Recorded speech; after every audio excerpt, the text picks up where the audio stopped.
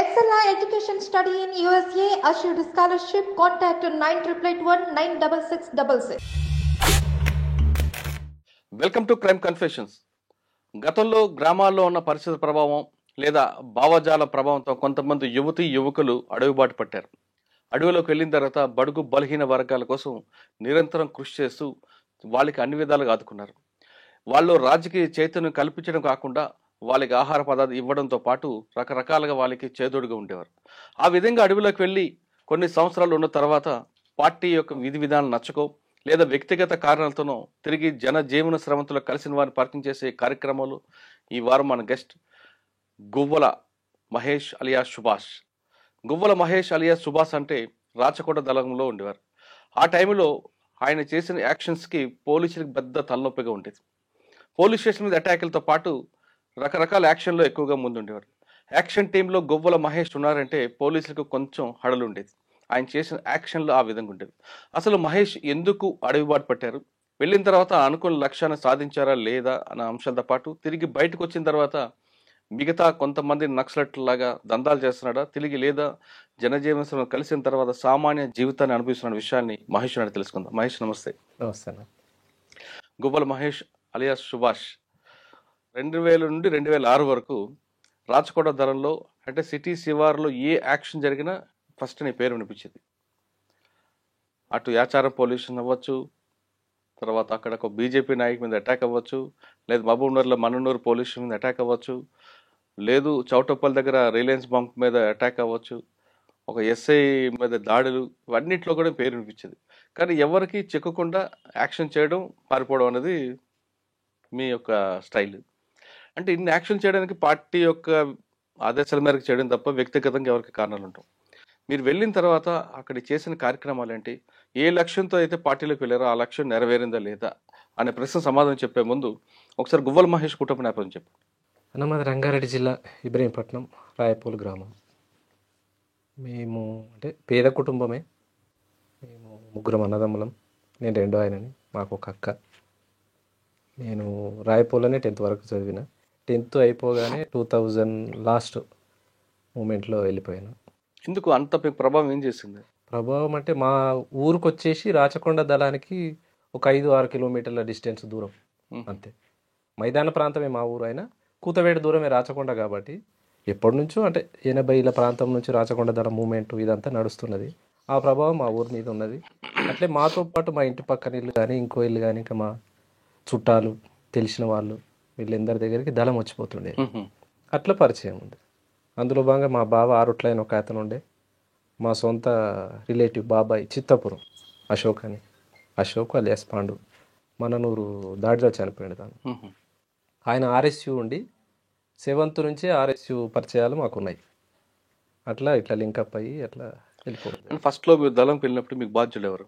Prabhakar commander. Prabhakar అంటే అది మన భవనం శ్రీనివాసరెడ్డి. మీరు వెళ్ళేసరికి దళంలో అంటే తెలంగాణ వైపు రాచకోట దళం అనేది బాగా యాక్టివ్ ఉండేది. పార్టీల ప్రభావం ఎలాగుండేది అప్పుడు? అంటే పరిస్థితులు ఏ విధంగా ఉండేవి? మీరు వెళ్ళి తీసుకున్న మీరు ఎక్కడైతే ఏ దళ ప్రభావం ఉందో ఆ గ్రామాల పరిస్థితి ఎలాగుండేది అప్పుడు? పరిస్థితులు అంటే ఒక రకంగా అంటే భూస్వామ్య వ్యవస్థ ఉండేదా? కొంత మార్పు అంటే ఇప్పటితో పోల్చుకోలేం, కానీ అప్పుడున్న పరిస్థితులు నక్సలిజానికి కానీ తిరుగుబాటుకు కానీ అనుకూలంగానే ఉన్నాయి. రాచకొండ ప్రాంతం అంటే ఎక్కడ పేరినా అమ్మో అట్లా అన్నట్టు ఉండేది. అంటే పార్టీలు ఎలాగుండేదండి అప్పుడు? పార్టీ కూడా బాగానే ఉంది, విస్తృతంగానే ఉండేది. ఎక్కడ ఏ గ్రామానికి పోయినా ఆధారణ ఉండేది, రిక్రూట్మెంట్ అట్లే ఉండేటివి, ప్రజా సమస్యలు ఎట్లా వచ్చి చెప్పుకునేటోళ్ళు, ఏ గ్రామానికి పోయినా విస్తృతంగా కలిసేవాళ్ళు. మీరు పార్టీలు వెళ్ళేసరికి ప్రజల సమస్య మీద ఎక్కువగా దేని మీద ఫోకస్ అంటే కరువుదాళ్ళు జరిగాయి, భూ పంపిణీ జరిగింది, వీరన్నింటిలో దేనికి ఎక్కువగా ప్రాధాన్యత ఇచ్చేవారు అప్పుడు? అంటే నేను రిక్రూట్ అయ్యే నాటికి కరువు దాడులు చేసినాం, కానీ భూ పంపిణీ అనేది అప్పటికే ఆగిపోయింది. 2000 కంటే ముందు భూ పంపిణీ ఉంది, కానీ 2000 తర్వాత అసలు భూ పంపిణీ అనేటివి లేవు. అంటే ఆర్థికమైన పోరాటాల వైపు ప్రజల్ని మొగ్గు చూపొద్దు అనేది ఒక తీర్మానం ఒకటి ఉన్నది పార్టీది. అట్లా భూ పోరాటాలు తీసుకోలేదు. ఎందుకంటే భూ పోరాటాలు తీసుకున్నా అవి ప్రజల చేతిలో నిలబడట్లేదు అనేది రాష్ట్ర వ్యాప్తంగా సమీక్ష చేసి పార్టీ అటువైపు పోవద్దు అనేది. అంటే భూమి పంచుతాం కానీ వాళ్ళకి పట్టాలు ఇవ్వలేం కదా మనం. అవును. మళ్ళీ యథావిధిగా వాళ్ళకే వస్తున్నది. అవును. అట్లా అని చెప్పి భూ పోరాటాలు. అంటే కరువు దాడులకు మాత్రం ప్రాధాన్యత ఇచ్చిందా? అంటే ఆ రోజు ఉన్న పరిస్థితులు, కరువు అనేది ప్రజల్ని ఆకలితో ఉంచలేం కదా. ఒక దగ్గర టన్నుల కొద్దీ రైస్ మిల్లర్లు ఉండేటిది, దొరల దగ్గర ఉండేటిది, పెత్తందారుల దగ్గర ఉన్నాయి కాబట్టి ప్రజలకు తక్షణంగా మనం అందించాల్సింది. ఆ విధంగా మంతన్ గౌరెల్లి కాదు, మొండి గౌరెల్లిలా కరువు దాడి చేసినాం. చేసి బియ్యము. మీరు టైంలో మొండి గౌరెల్లి, ఆరుట్ల, అవును ఈ రెండిట్లో చాలా పెద్ద కరువు దాడి జరిగింది. అవును. ఒకసారి వాటి గురించి రివీల్ చేయండి. చింతపట్ల విలేజ్, మొండి గౌరెల్లి, Hmm. ఈ 2 గ్రామాల మధ్యన ఒక్కడే డీలర్ ఉండేది. అప్పుడు గవర్నమెంట్ పనికి ఉపాధి పథకం కింద బియ్యం పంపిణీ జరిగేది. పనికి ఆహార పథకం. పనికాహార పథకం కింద బియ్యం పంపిణీ జరిగేది. అది సక్రమంగా పంచుతలేరు, జరుగుతలేవు, ఇక అక్రమాలు జరిగి బయట అమ్ముకుంటున్నారు అనేది మనకు వార్త ఉంది.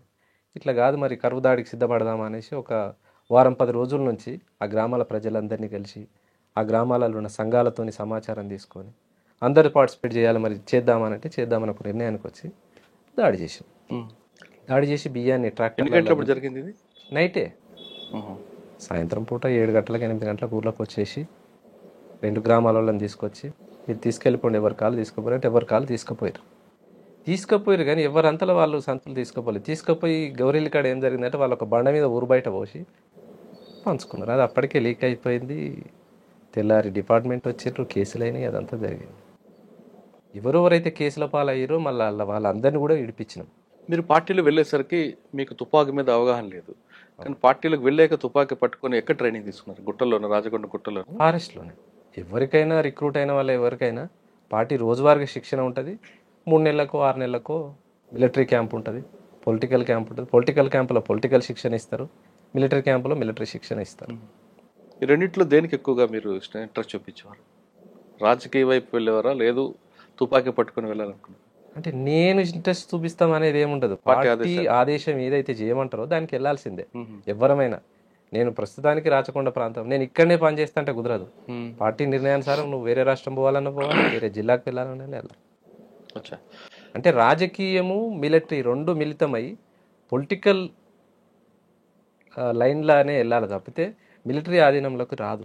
ఓకే, మీరు పనిచేస్తున్న టైంలో కరువు దాడులు చేశారు, అంత బాగుంది. కానీ ఆ ప్రాంతం మంచాల, యాచారం, ఆదిపట్ల, ఆ ప్రాంతంలో రాజకీయ చైతన్యం లేదు ప్రజల్లో. అప్పట్లో వాళ్ళకి రాజకీయ చైతన్యం కల్పించడానికి ఏమైనా పార్టీ నిర్ణయం తీసుకున్నప్పుడు? భూ పోరాటాలు కాకుండా కరువు దాడులు చేసినాం. ఇంకోటి గ్రామాలలో ఏ సమస్యలు అయితే ఉన్నాయో దాని మీద తిరుగుబాటు. ఇప్పుడు మహిళా సంఘాలు ఉన్నాయి, వివిధ రకాల రైతు కూలి సంఘాలు ఉన్నాయి. అప్పటికి పార్టీ సంఘాల మీద పూర్తిగా నిషేధం ఉంది. బయట ఏ సంఘాలు అయితే ఉన్నాయో ఆ సంఘాలలో వీళ్ళని మిళితం చేసి పోరాటాలు చేయించింది రైతులతో. కానీ చిన్నపిల్లల్ని పార్టీలో పిలవడం పట్ల, బాల సంఘం పెట్టడం పట్ల కొంత విమర్శలు వచ్చాయి. దాని పార్టీ ఎప్పుడు బాలల సంఘం పెట్టిరు కానీ బాలలను రిక్రూట్ చేసుకోవడం అనేది జరగలే. ఎక్కడో ఒక చోట జరగవచ్చు, పూర్తిగా జరగలేదని అనను. పిల్లలని అంటే మైనర్లను తీసుకోవాలనేది ఏం లేదు. సరే, మీరు ఉన్న 6 సంవత్సరాల్లో మీకు బాగా గుర్తున్న సంఘటనలు చెప్పండి. మీది ఎందుకు 1 కాదు 2 కాదు, యాక్షన్ టీమ్ చాలా ఉన్నాయి. మన్ననూరు ఒకటి ఉంది. ఫస్ట్ మన్ననూరు అవుట్ పోస్ట్ మీద అటాక్ ఎలా జరిగింది? మన్ననూరు అవుట్ పోస్ట్ దాడి అంటే దక్షిణ తెలంగాణ మావోయిస్ట్ పార్టీ మొత్తం చేసిన దాడి. ఎందుకు మన్ననూరు ఎందుకు ఎంచుకున్నారు? అవుట్ పోస్ట్ అని అంటే మొత్తం ఆర్మీకి సంబంధించి, అంటే వెపన్స్, మనకు అనుకూల ప్రాంతం, దాడి చేయడానికి అనుకూలంగా ఉంటుంది, అక్కడ నుంచి మనం రిట్రీట్ చేయడానికి కూడా అనుకూలంగా ఉంటుంది. అట్లని చెప్పి మన్ననూరు నేర్చుకున్నారు. స్టేట్ కమిటీ దాన్ని తీర్మానం చేసి దీని మీద మనం చేయాలనే దాంతో దక్షిణ తెలంగాణ టీం అంతా 3 జిల్లాల వాళ్ళు చేసిన దాడి అది. అచ్చా, ఎలా చేస్తారండి? ఎన్ని రోజులు దీనికి రిహార్సల్ చేస్తారు? 3 జిల్లాల వాళ్ళు 1 నెల పాటు ఫారెస్ట్లోనే ఉండి ఎదడు కట్టెలతోటి స్టేషన్ నిర్మాణం చేసి 1 నెల మొత్తం రిహార్సల్ చేసినాం. ఎక్కడ ఏ టీము దాడి చేయాలి, ఏ టీము రిట్రీట్ కావాలి, ఎట్లా పోతే మనం ఉంటుంది, దీనికి దారులు ఎన్ని దారులను మనం బంద్ చేసి ఎట్లా రిట్రీట్ చేయాలని 1 నెల పాటు రిహార్సల్ చేసి దాడికి వెళ్ళినాం. కానీ 3 టీములతోటి 70 మంది దాడి చేసినాం. మీరు 70 మంది దాడి చేశారు, నెల రోజులు రిహార్సల్ వేసినా ఫెయిల్ అయింది కదా? అవును.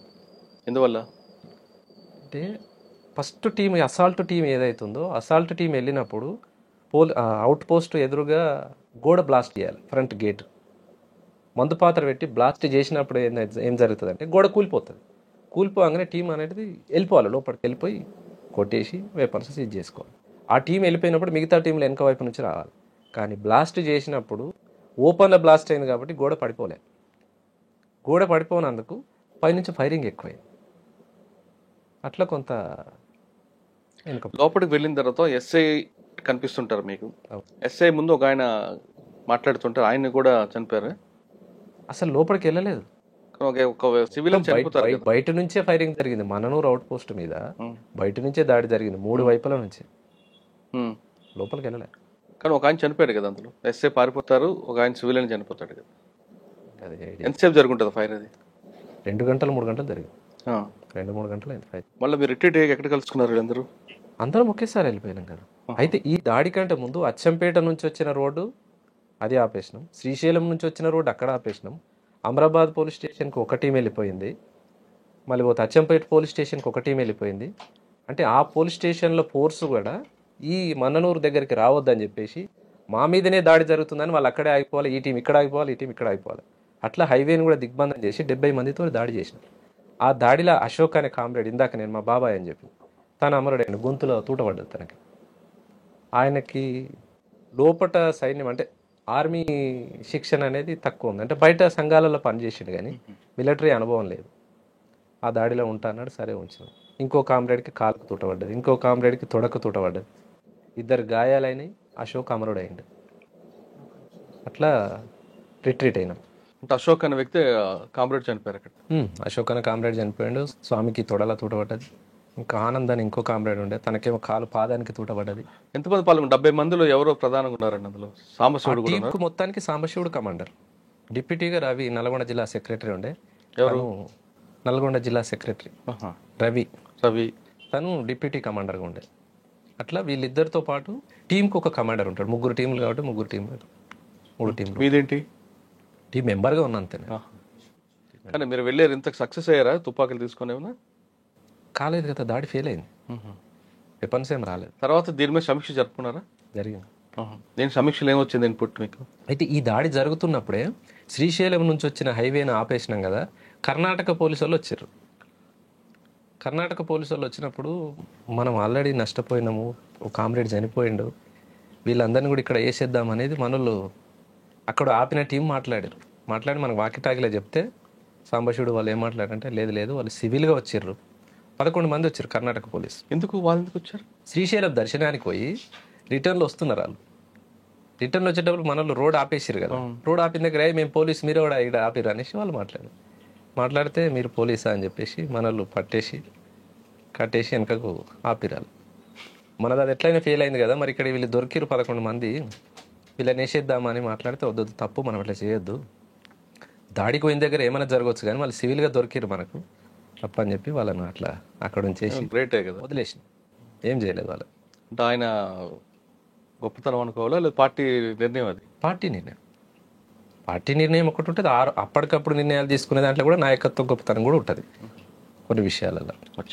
తర్వాత మీకు బాగా గుర్తుండిపోయిన సంగతి చెప్పండి. యాచారం పోలీస్ స్టేషన్ కానీ? యాచారం పోలీస్ స్టేషన్ అప్పుడు నేను లేను, అప్పటికి నేను రిక్రూటే కాలేదు. మంచాల పోలీస్ స్టేషన్ ఏం జరగలేదు. మంచాల దగ్గర కూడా అంబుష్ చేస్తారు, చేసాడు.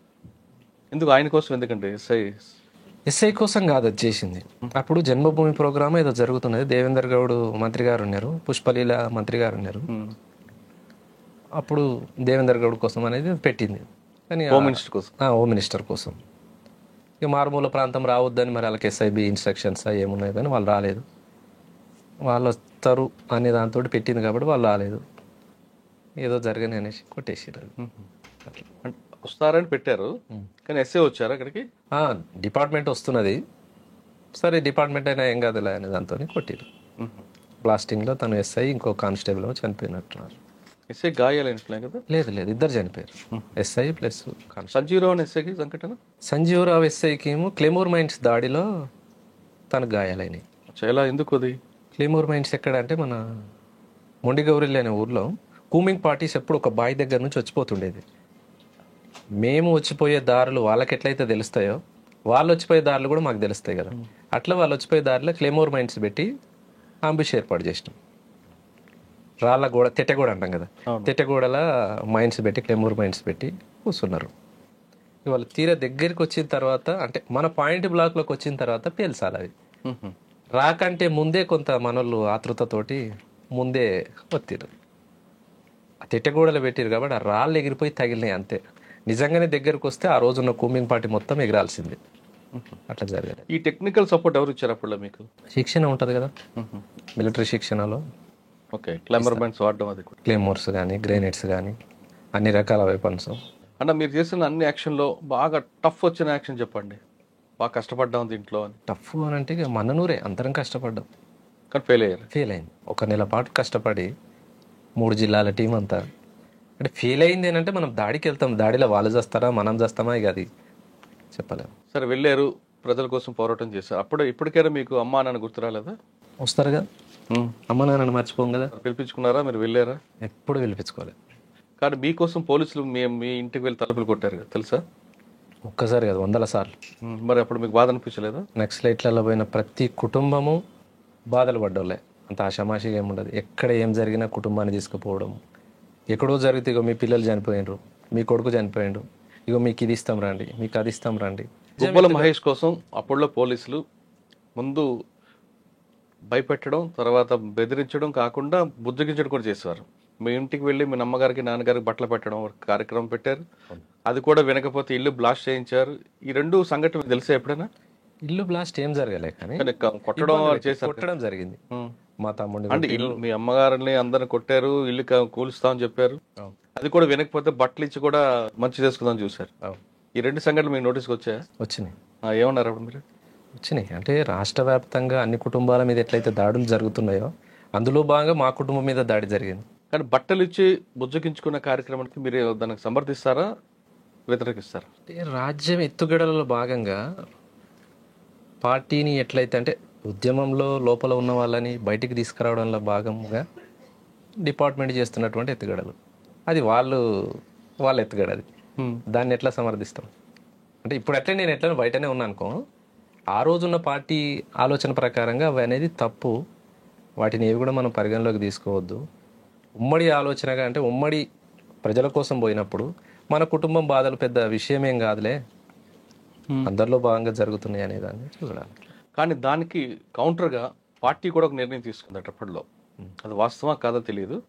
మీరు కూడా కొంతమంది ఎవరైతే బాగా టఫ్ అన్న పోలీస్ ఆఫీసర్ ఉన్నారో వాళ్ళ ఇంటికి వెళ్ళి మీ భర్త ఉద్యోగాలు రాజీనామా చేయించండి అంటూ వాళ్ళకి స్వీట్ బాక్సులు ఫ్రూట్స్ ఇవ్వాలని ప్రయత్నం చేశారనేది ఒక వార్త ఉంది, అది వాస్తవం? మా దగ్గర అయితే జరగలేదు, ఉంటే జరిగిందేమో మిగతా జిల్లాలలో, కానీ నల్గొండ జిల్లా కమిటీ పరిధిలో మాత్రం అదేం జరగలేదు. మిగతాది జరిగిండొచ్చు. ఇప్పుడు బాగా వార్త వచ్చింది, నక్సలైట్ కూడా పోలీస్ ఇంటికి వెళ్ళి వాళ్ళని కూడా మీరు ఎలాగైతే ఎత్తుగడ వేస్తారు వాళ్ళు కూడా అదే ఎత్తుగడ. అయితే పొలిటికల్గా లీడర్స్ ఎవరెవరైతే ఉన్నారో వాళ్ళ కుటుంబాలకి ఇవి అయితే చెప్పినాం, కానీ పోలీస్ ఆఫీసర్లకు చెప్పింది అయితే లేదు. మీరు క్రియాశీల రాజకీయాలకు దూరంగా ఉండండి, మీరు చేయడం మూలంగానే ప్రజలకి ఇబ్బందులు ఎదురవుతున్నాయి. మీరు వెళ్ళి చెప్పారు నల్గొండలో, కమిటీ నిర్ణయించిన ప్రకారం రాజీనామా చేయమని చెప్పారా? మీ క్రియాశీల రాజకీయాలకు రాజీనామాలు చేయండి, లేకపోతే ప్రజల చేతుల్లో మీకు శిక్షలు. వీళ్ళు వ్యక్తిగతం కలిసారా, కరపత్రాలు వేసారా? వీలైన దగ్గర వ్యక్తిగతం కలిసినాం, లేని దగ్గర లెటర్లు పంపించినాం. మీరు వ్యక్తిగత కలిసిన రాజకీయ నాయకులు ఎవరండి? నేను వ్యక్తిగతంగా గెలవాలి. పార్టీ అది పార్టీ ఆదేశాలు ఎవరిని లెటర్లు పంపించినాం, నేను ఎవరిని గెలవాలి. గుబ్బల మహేష్ అలియాస్ సుభాష్ కి దినచర్య ఏ విధంగా ఉంటుంది పార్టీలో? నార్మల్గానే ఉంటుంది, అందరికీ ఉన్నట్టే, కమాండరు స్థాయిలో రోజువారీ కార్యక్రమాలు ఏముంటాయి. కానీ ఎందుకు అన్ని యాక్షన్ జరిగిన మీ పేరు ఎక్కువ బయటకు వినబడేది? వినపడ్డ దాంట్లో అన్నిట్లలో నేను ఉన్నాను ఏం కాదు, కాకపోతే డిపార్ట్మెంట్కి ఒక లైన్ ఉంటుంది వాళ్ళకి. రాచకొండ దళంలో ఒక 10 మంది ఉన్నారు అనుకో, 10 మందిలో ఎవరు చేయగలుగుతారు, ఫలానా ఫలానా ఫలానా, వాళ్ళకు కూడా సమాచారం వాళ్ళకు ఉంటుంది.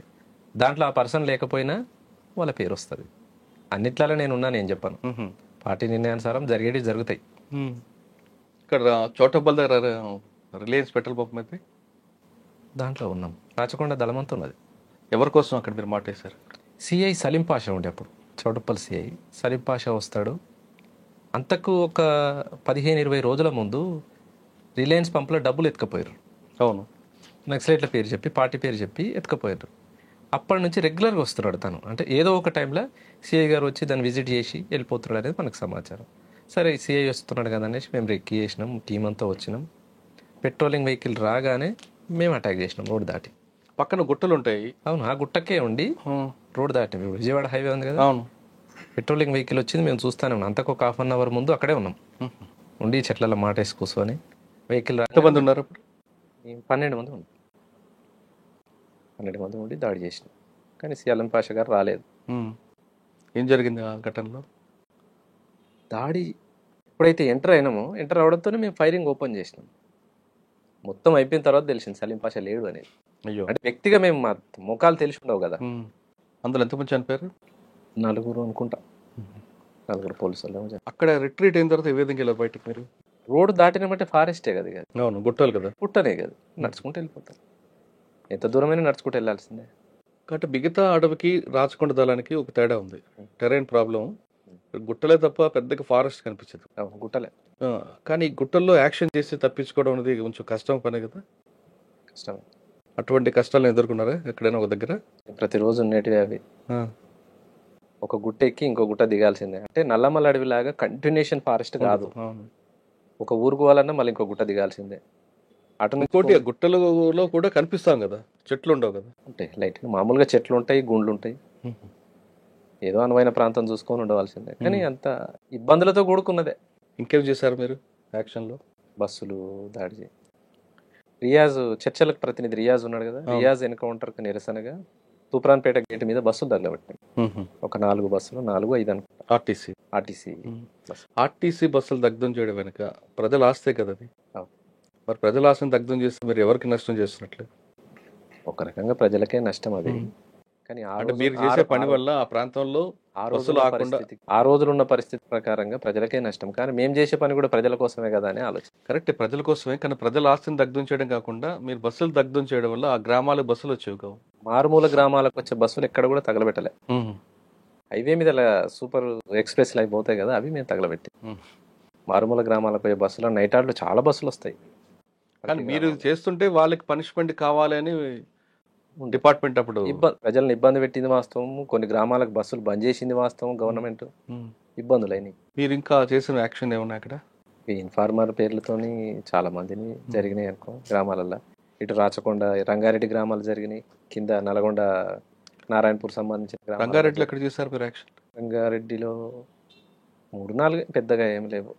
పొద్దున్న యాక్షన్ చేసి సాయంత్రం ఎక్కడ ఉండేవారు? ఫారెస్టే. అంటే కూతవేడి దూరం రాచకొండ అడవి కదా, ఫారెస్టే. యాక్షన్ అయిన తర్వాత దానికి కౌంటర్గా పోలీసు కూడా చేస్తారు. అందులో భాగంగా మీకు కానీ మీ కుటుంబ సభ్యులు కానీ లేదా సానుభూతి పరులు కానీ ఖచ్చితంగా ఒక యాక్షన్ జరిగేది. ఆ ఆలోచన ఎప్పుడైనా వచ్చిందా? ఖచ్చితంగా వాళ్ళ యాక్షన్ అనేది ఉంటుంది గవర్నమెంట్ది. అరెస్టులు, జైళ్ళు, దెబ్బలు, రకరకాలు జరిగింది. అంటే మీరు చేసిన యాక్షన్కి పోలీస్ చేసిన రియాక్షన్ ఏమో గుర్తు చెప్పండి. ఒకటి 24 గంటల్లో ఒకటి జరిగేది. అయితే ఇప్పుడు బియ్యం పంపిణీ జరిగింది కదా మొండిగౌరెల్లి దగ్గర, తెల్లారే డిపార్ట్మెంట్ వచ్చి అందరిని వేసుకుపోయారు. చెర్లపల్లి జైలుకి పట్టించారు. రకరకాల ఇబ్బంది, ఎన్ని కుటుంబాలు ఇబ్బంది పడాలని అన్ని కుటుంబాలు ఇబ్బంది పడ్డాయి.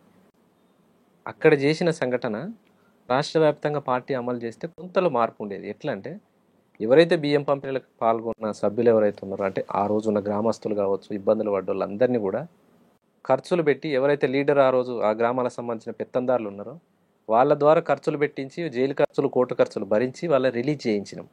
మీరా? అంటే ఆ రోజు రాచకొండ సంబంధించి పార్టీ తీర్మానం అది. ఎవరైతే లోకల్ పెత్తందారులు వాళ్ళని వాళ్ళ ఇంటికి పోయి హెచ్చరించి, వాళ్ళు జైలుకు పోవడానికి కారణం మీరే, ఎట్టి పరిస్థితుల్లో వాళ్ళని మీ ఖర్చులు భరించి మీరు వాళ్ళని తీసుకురావాలన్నప్పుడు విడిపించారు.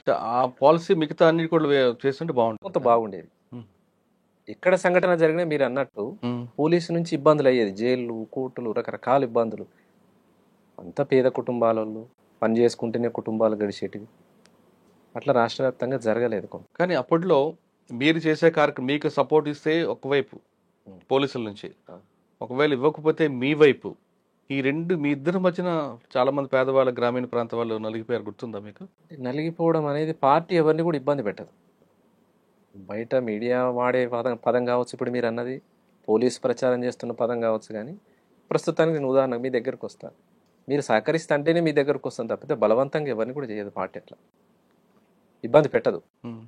కానీ గ్రామాల నుంచి మీకు ఆహారం రాకపోతే మీరు ఉంటారు కదా లోపల, వాళ్ళ సపోర్ట్ ఉంటే కదా మీరు లోపల ఉంటే. ప్రజల సహకారం ఉన్న రోజులే పార్టీ నడవగలిగింది. మీకు ఆహారం పెడితే పోలీసుల నుంచి కేసులు ఉండేవి. తప్పని పరిస్థితుల్లో వాళ్ళు మీకు ఇచ్చేవారు, వాళ్ళ మీద మీ మీద అభిమానం ఉన్నా.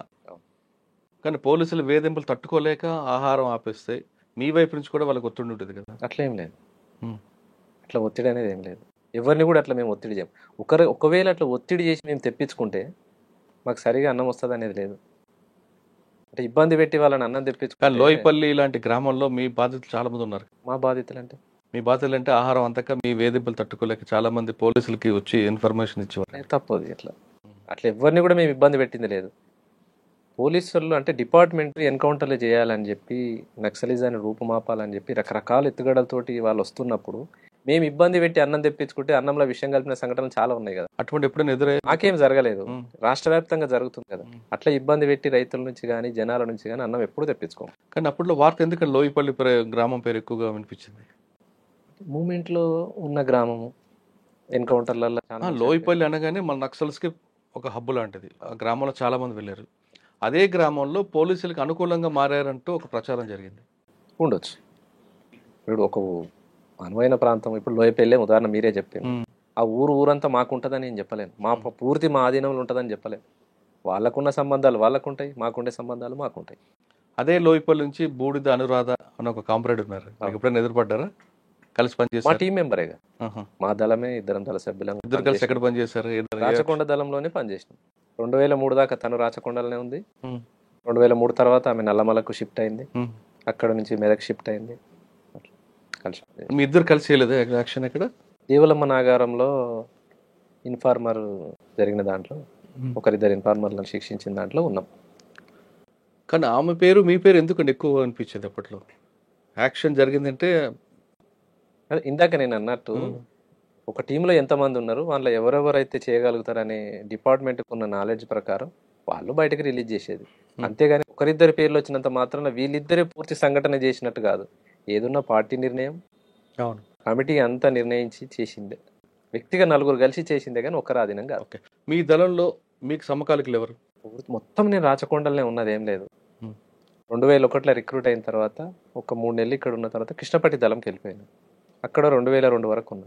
2002 తర్వాత అక్కడ ఉన్నాక మళ్ళీ 2003 మళ్ళీ రాచకొండకి షిఫ్ట్ చేసి.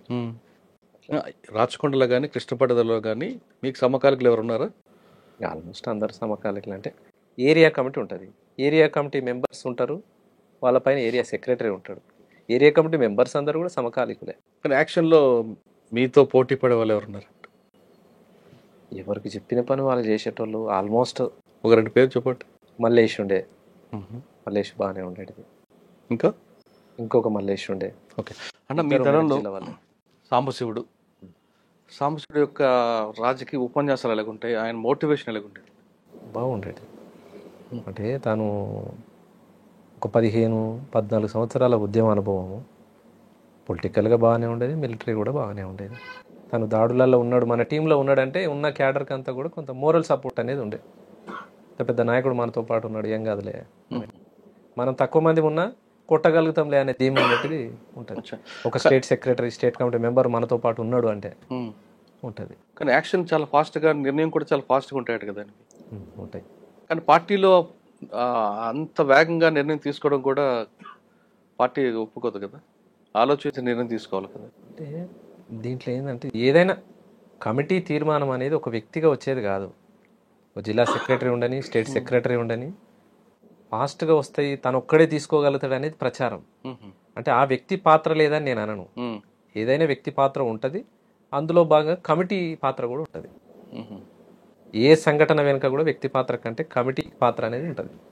అందులో సాంబశివుడైనా కావచ్చు, శాఖమూరి అప్పారావు అయినా కావచ్చు, మాధవ్ కావచ్చు, రామకృష్ణ కావచ్చు, అందరి పాత్ర ఉంటుంది.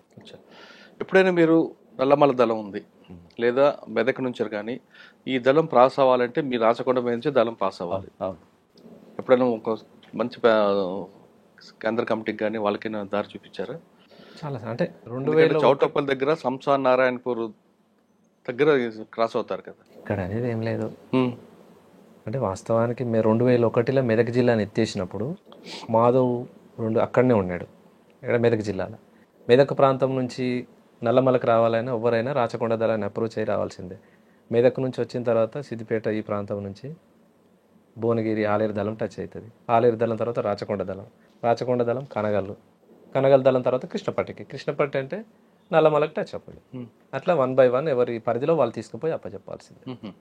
అలా ఎవరికి నప్పచెప్పారా? మాధవ్ వచ్చినప్పుడు మేము తీసుకుపోయినాం. రాచకొండ దళం మేము రిసీవ్ చేసుకొని ఆలేరు దళం వాళ్ళు మాకు అప్పచెప్తే మేము కనగల్ దళం అప్పచెప్పినాం. మాధవ్ని మీకు ఆలేరుదల హ్యాండ్ ఓవర్ చేసింది. అవును. ఈ టైంలో ఎక్కడ ఎలా తీసుకొచ్చారు? మాధవ్ను మాకు పోచంపల్లి అవతల రిసీవ్ చేసుకున్నాం. మీరేనా? పోచంపల్లి బీబీ నగర్ ఆ ప్రాంతంలో మేమంటే టీం రాచకొండ దళం అందరం రిసీవ్ చేసుకున్నాం. నైటే ఎంత దూరమైనా ఎంత జర్నీ అయినా నైటే నడవాల్సిందే. అంత పెద్ద నాయకుడు ఉన్నాడని చెప్పేసి బస్సులలోనూ అక్కడికి జర్నీలు ఉండవు, నడుచుకుంటూ వెళ్ళాల్సింది. వాళ్ళు మాకు అక్కడ రిసీవ్ చేసుకున్న తర్వాత మళ్ళీ కనగల దళానికి మేము అప్పచెప్పడానికి ఒక 4 days మా దగ్గర ఉంటాడు. అంత దూరం నడిచారు? 4 రోజులు నడిచి రాచకొండ దళం వాళ్ళు కనగల దళానికి అప్పచెప్పింది. కనగల వాళ్ళు కృష్ణపట్టికి అప్పచెప్తారు. అలా నల్లమలలోకి అక్కడ నుంచి కృష్ణపట్టి అంటే నల్లమల్ల బార్డర్. అంటే మాధవ్తో మీకు అనుభవాలు చెప్పండి ఒకసారి. మాధవ్తో ఎక్కువ కాలం కలిసి ఉన్నది అంటే నల్గొండ జిల్లా ఇన్ఛార్జిగా ఉన్నాడు. అంటే స్టేట్ కమిటీ మెంబరు ఒక జిల్లాకు ఉంటారు. తను ఉన్నన్ని రోజులు మిలిటరీ క్యాంపులు జరిగేటివి, స్టేట్ క్యాంపులు జరిగేటివి, అదేంది పొలిటికల్ క్యాంపులు జరిగేటివి. ఇంకోటి మననూరు దాడికి పూర్తిగా తానే ఉన్నాడు. గైడెన్స్ పూర్తిగా ఆయనే. సాంబశివుడు కూడా ఉన్నారు కదా? సాంబశివుడు టీంలో ఉన్నాడు, కానీ ఈ మొత్తాన్ని డీల్ చేసింది మాధవే. స్టేట్ సెక్రటరీ అప్పుడు తను. Madhav state secretary.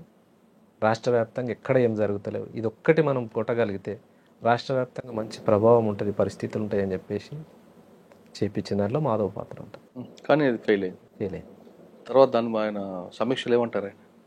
సమీక్ష జరిగింది. సమీక్షలో అంటే అదే మనకు అంతకుముందు వచ్చిన టీం ఉన్నది అనేది మనకు సమాచారం లేదు, అందుమూలంగా అది ఫెయిల్ అయింది. కానీ దాడి సక్సెస్. అంటే మీరు చాలా మందిని అంటే పార్టీ నిర్ణయం మేరకు అటాకులు జరిగాయి కదా, ఏ సంఘటనలు బాధపడ్డారా? అన్యాయంగా వీళ్ళని చంపామని కానీ అన్యాయంగా దాడి చేసామని కానీ?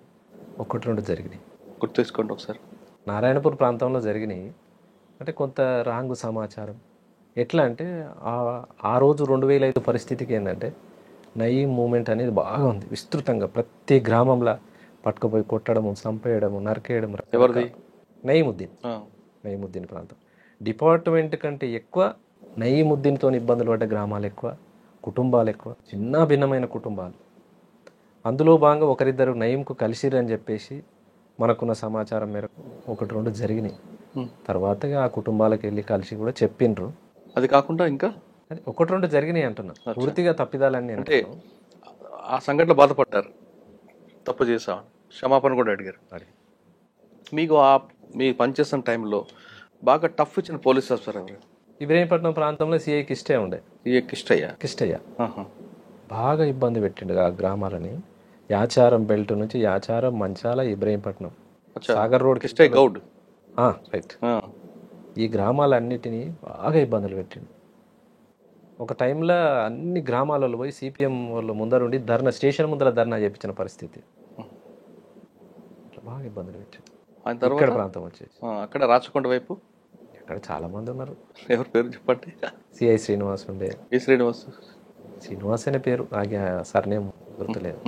అంటే పార్టీకి దెబ్బ పడింది వాళ్ళ వల్ల నష్టం జరిగింది. సిఐ రామచంద్రారెడ్డి ఉండే, చౌటుప్పల్ ఉండే, తర్వాత ఇప్పుడు డీసీపీ ఉన్నాడు. రామోజీ గారు ఆ పైన ఉన్నప్పుడు ఒక దళం పక్క నుంచి కొండల మీద వెళ్తుంది, దానివల్ల పోలీసులు కూంబింగ్ చేశారు అనేది ఒక వార్త వచ్చింది. మా దళమే తిరిగేదట, రాచకొండ దళమే. ఎలింశెట్టి దగ్గర దాకా వెళ్ళేది, కానీ లోపలికి వెళ్ళలేదు, సాహసం చేయలేదు. ఇప్పటికీ మేము ఎందుకు పోతాం, అంత అవసరం కూడా లేదు. సరే, మీరు పనిచేస్తున్న కాలంలో మీకు బాగా గుర్తుండిపోయిన సంఘటన చెప్పండి. చాలా ఉన్నాయి. ప్రతిరోజు ఎన్కౌంటర్లేనా, వారం వారం ఎన్కౌంటర్లే, పోలీసు వాళ్ళు ఎబ్బడోడలే, అన్ని ఇబ్బందులే. ఎక్కడో ఎన్కౌంటర్ జరిగిందంటే పార్టీలు ఎలా చర్చించేవారండి? మీ కళ్ళ ముందే రియాజ్ ఎన్కౌంటర్ కానీ చాలా విషయాలు జరిగాయి. అవి ఏ విధంగా మీరు దాన్ని సంతాపం చెప్పేవారు? ఉదాహరణకు మేము మాధవ్ ఎన్కౌంటర్ అవ్వచ్చు, చాలా పెద్ద ఎన్కౌంటర్ మాధవ్ది. 2005లో మేము సాంబశివుడు అందరం ఇటు మహబూబ్ నగర్ సైడ్ ఉన్నాం, నది అవతల సైడ్ ప్రకాశం జిల్లా సైడు మాధవ్ వాళ్ళు ఉన్నారు. ఆ ఎన్కౌంటర్ జరిగిన సాయంత్రం ఒక 2 కామ్రేడ్స్ మళ్ళీ తెల్లారు అనుకుంటా మాకు వచ్చి కలిసిండ్రు. అక్కడి నుంచి విడిపోయిన వాళ్ళంతా వాకీటాకీలో ట్రేస్ చేసి కలిసిండ్రు. కలిసి బోర్డ్ అంజయ్యను ఇంకా మిగతా ఒక 2 కామ్రేడ్స్ వచ్చి కలిసిండ్రు. మాకు వాళ్ళ ద్వారా తెలిసిందా మీకు ఎన్కౌంటర్ అయింది? వాళ్ళు వచ్చిన తర్వాత మాకు ఎన్కౌంటర్ అంటే రేడియో వార్తలో తెలిసిందే. ఇంత సమాచారం ఎక్కడది అప్పుడు? రేడియో ఈవినింగ్ పొద్దున రేడియో వార్తలో తెలుస్తుంది. తర్వాత మిగిలిపోయిన కామ్రేడ్స్ మహబూబ్ నగర్ సైడ్ వచ్చి మా టీంకి కలిసారు. సాంబశివుడు అప్పుడు మాతో పాటే ఉన్నాడు. మిగిలిన విడిపోయిన వాళ్ళందరినీ కోఆర్డినేట్ చేసుకొని తీసుకొచ్చి ఆయన అమరుడైనందుకు మీరు ఏమైనా అక్కడ సంతాపం ప్రకటించారా? సమీక్ష జరుగుతుంది, సంతాపం జరిగింది. సంతాపం తర్వాత మాధవ్ జరిగిన ఎన్కౌంటర్కి నిరసనగా ఆత్మకూరు పోలీస్ స్టేషన్ దాడి చేశారు. మీరా ఎలా చేశారు? రాచకొండ దళమే ఆత్మకూరు పోలీస్ స్టేషన్ మీద దాడి అనేది. రాష్ట్ర వ్యాప్తంగా ఏ ఒక్క సంఘటన జరుగుతలేదు. అయితే మన ఏరియాలో చేద్దామని చెప్పేసి ఆత్మకూరు నల్గొండ జిల్లా, ఇప్పుడు భువనగిరి పక్కన ఆత్మకూరు ఉంటుంది, మోత్కూరు పక్కన, దాని మీద దాడి చేసినాం. దాడి చేసి ఒక ఎస్ఐ చనిపోయినట్టు, 3 కానిస్టేబుల్ చనిపోయినారు. వెపన్స్ దొరికాయి అప్పుడు? వెపన్స్ దొరకలే. ఓకే. మనకున్న సమాచారం ఏంటంటే దాంట్లో స్ట్రాంగ్ రూమ్లో వెపన్స్ ఉంటాయి, కానీ డిపార్ట్మెంట్ తక్కువనే ఉంటారు. దాంట్లో ఒక 6-7 మంది ఉంటారు. ఎస్ఐ దగ్గర మాత్రం పిస్టల్ ఉంటుంది. లోపల 303 వెపన్స్ ఉంటాయి, కానీ అవి వాడరు, స్ట్రాంగ్ రూమ్లో ఉంటాయని సమాచారం.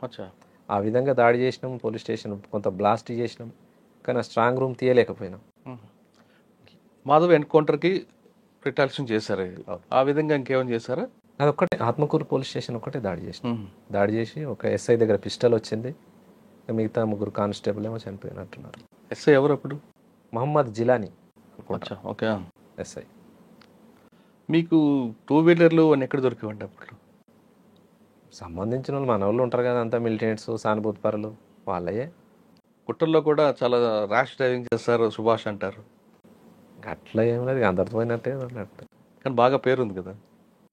నాకు బయట వెహికల్ అసలు డ్రైవింగే రాదు. పార్టీలో పోయిన తర్వాతనే డ్రైవింగ్ నేర్చుకున్నారు. కానీ ఆ గుట్టల్లో చాలా ఫాస్ట్ డ్రైవింగ్ చేయగల సమర్థుడు సుభాష్ అని పేరు పోలీసులు. దేవలమ్మ నాగారం దగ్గర ఒకసారి ఎంటపడ్డారు. అయితే నేను గుర్తుపట్టారా వాళ్ళు? గుర్తుపట్టలే. మురళి నేను సిటీకి వేరే పని మీద వెళ్ళినాం. మురళి అంటే మెదక్ జిల్లా అతను. పోయి బండి మీద వచ్చి బైక్ గుట్ట కింద పెట్టి మేము పైకి వెళ్ళిపోయినాం. పైకి వెళ్ళిపోయినప్పుడు అక్కడ చుట్టుపక్కల ప్రాంతాల బర్లకాడల్లో లేకుంటే జీవాల దగ్గర ఎవరో చూసిండ్రు. సమాచారం ఎటో పోయింది. దాదాపు జీవాల కాడలు, పశువుల కాడలు చెప్పరు. పార్టీకి పూర్తి పట్టు వాళ్ళే. కానీ అదేందో మరిగా అంటే ఎవరో జరిగింది, లీక్ అయింది. ఆ రోజు గుట్ట మీద దళం ఉన్నది, ఉన్నాం. తెల్లారి పొద్దునే లేచి ఇక కాలకృత్యాలు తెచ్చుకొని బయటికి సెంట్రీ చూసేటప్పుడు బర్రెలు వరుసగా వస్తున్నాయి, బర్రెలు వస్తున్నాయి అని అన్నారు. అదేంది నల్లగా వస్తున్నాయి అని అన్నారు మన వాళ్ళు. బర్రెలు అయి ఉంటాయి, సరిగా చూడరు అన్నారు. బర్రెలు కాదు, ఏదో తేడా కొడుతుంది అని అనుకున్నాం. ఇంకొంచెం దగ్గర బైనాక్యులర్ పెట్టి చూస్తేకల్లా కూమింగ్ టీం వస్తుంది. అటు వస్తురా, మన దిక్కు వస్తురా, కనిపెట్టురు అని చెప్పాం. కరెక్ట్గా మేము బండి ఎక్కడైతే కింద పార్క్ చేసినామో ఆడికే వస్తున్నారు, అక్కడికే వస్తున్నారు. ఇది బాగలేదు, బండి దొరికితే బండి ఇచ్చిన ఆయన పని అవుతుంది. అప్పటికప్పుడు నేను సివిల్ అయ్యి షార్ట్ వెపన్ పెట్టుకొని కిందికి వెళ్ళిపోయినా. నేను గుట్ట దిగి దగ్గర కొట్టాలి, వాళ్ళు వచ్చేసారు బండి దగ్గరికి. ఓకే. ఆ బండి తీసుకోలేకపోయినా, బండి వాళ్ళు పట్టేసుకోరు. వాళ్ళని చూసి నేను కొంత అటు చెట్టు నుంచి అటు చూసి అటు జరిగిన ఫైరింగ్ స్టార్ట్ అయింది. అట్లా మేము తెచ్చిన బండి వాళ్ళు పట్టుకోగలిగారు. ఇంకా ఆ రోజు నేను బండి నడిపింది ఏం లేదు. నైట్ వచ్చినాం, ఆడ పెట్టినాం, ఫైరింగ్ కొట్టుకుంటా వాళ్ళే అటు జరిగారు. నేను చెట్ల నుంచి గుట్టెక్కి వెళ్ళిపోయినా. అదే బండి వేసుకొని 1 కిలోమీటర్ దాకా వాళ్ళ బండి మీద పోతూ ఫైరింగ్ కొట్టిరు వాళ్ళే. అంటే నేను ఎటు వెళ్ళిపోయినా అనేది స్టేట్ బాటం ఉరికినా అనేది వాళ్ళు అనుకున్నారు, కానీ నేను బాటం పోలే, ఇటు గుట్టెక్కిన. సిటీలో కూడా వచ్చేవారు కదా, ఎందుకు? హైతనగర్, వనస్థలపురం, ఎల్బీ నగర్ వరకు ఎవరి కోసం? అప్పుడున్న పార్టీ నిర్ణయం ప్రకారం ఏమైతే టార్గెట్లు ఉంటాయో ఆ టార్గెట్. అంటే సిటీలో రావడం వల్ల ఎక్కడ లీక్ అయితే మీకు ప్రమాదం కదా. ఎందుకు అంత సాహసం చేయాలి? పార్టీ నిర్ణయం మేరకు? పార్టీ నిర్ణయమే, వ్యక్తిగతం ఏముంటుంది. ఎక్కడ సిటీలో ఎక్కడ వరకు వచ్చేవారండి? సిటీ లోపల వరకు వచ్చినాం, ఆల్మోస్ట్ వనస్థలపురం అయింది, పంజాగుట్ట వరకు కూడా వచ్చినాం. మనకు అనుకున్న టార్గెట్లు రీచ్ కాక కొంత ఆ విధంగా వచ్చి మిస్ అయినట్టు ఎవరున్నారా? ఈ లోపల వేరే పనుల మీద వచ్చినాము. టార్గెట్ అంటే సంఘీ దగ్గర అనుకున్నాం. సంఘీ మరి వాళ్ళ అన్నదమ్ములలో ఎవరికో గన్మెన్ ఉండేది. ఆ గన్మెన్ స్టెన్ కార్బన్ వెపన్ ఉండేది. కొడితే మనకు వెపన్ అన్న వస్తుంది కదా అనే ఆలోచనతోటి ఆడ కొట్టాలనుకున్నాం. మేము 4 రోజులు అంటే తాళ్ళు ఎక్కేటోళ్ళు నల్గొండ ప్రాంతం నుంచి వచ్చి సంఘీ ఏరియాలో తాడి చెట్లు బాగుంటాయి, వాళ్ళ గుడిసెలలో ఉన్నాం. 4 రోజులు ఉన్నాం. 4 రోజులు వాళ్ళు రాలేదు, అదొకటి మిస్ అయింది. ఇంకొకటి డిఆర్డిఎల్ దగ్గర సెక్యూరిటీ ఉంటుంది కదా, వాళ్ళ దగ్గర ఎస్ఎల్ఆర్లు ఉన్నాయని చెప్పేసి మనకు మిత్రుడు చెప్పిండు. ఇక్కడ ఎవరో సెక్యూరిటీ ఉంటున్నారు, ఆ టార్గెట్ చేస్తే మనకు ఒక 5-4 ఎస్ఎల్ఆర్లు వస్తాయి అనే సమాచారం ఇస్తే మన వాళ్ళు, అంటే డిఆర్డిఎల్ అని తెలియదు, ఆ కామ్రేడ్ వచ్చి జిల్లా కమిటీ వాళ్ళకి చెప్పినందుకు జిల్లా కమిటీ వాళ్ళు నాకు చెప్పి నువ్వు ఒక టీం వేసుకొని పో, అక్కడ ఏదో 4-5 వస్తాయట మనకు ప్రయత్నం చేస్తే అనేసి అంటే టీం ఎంగేజ్ అయ్యి వచ్చినాం. తీరా చూస్తే అది డిఆర్డిఎల్. అక్కడ కొట్టి మనం ఎక్కడ ఎస్కేప్ అవుతాం, ఇది కష్టం, అసలు మన పని అవుతుందని చెప్పేసి దాన్ని రిట్రీట్ చేసుకున్నాం.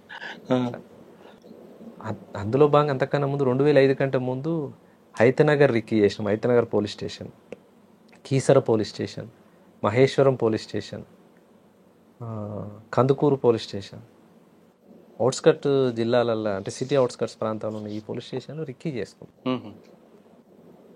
ఈ 5 పోలీస్ స్టేషన్లలో ఏదో ఒకటి దాడి జరగాల్సి ఉండే, కానీ లోపల నల్లమలలో ఎన్కౌంటర్ అయ్యి అప్పుడున్న స్టేట్ కమిటీ మెంబర్ చనిపోవడం, రకరకాలుగా కొంత డిస్టర్బెన్స్ జరిగి ఆగిపోయినాయి. లేకపోతే ఈ 5 పోలీస్ స్టేషన్లలో జరిగేది.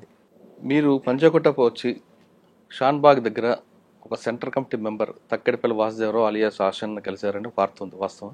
అంటే ఆశన్ననే అనేది నాకు తెలియదు. ఇప్పుడు పార్టీ పలానా మనిషిని మీరు కలిసి రావాలి, మాట్లాడేది ఉంది, పోయి రండి అని అంటారు, పోయి వస్తాం, వచ్చారా? పోయి కలిసి ఉంటాం. కానీ తన ఆశన్న అనేది ముందు చెప్పరు.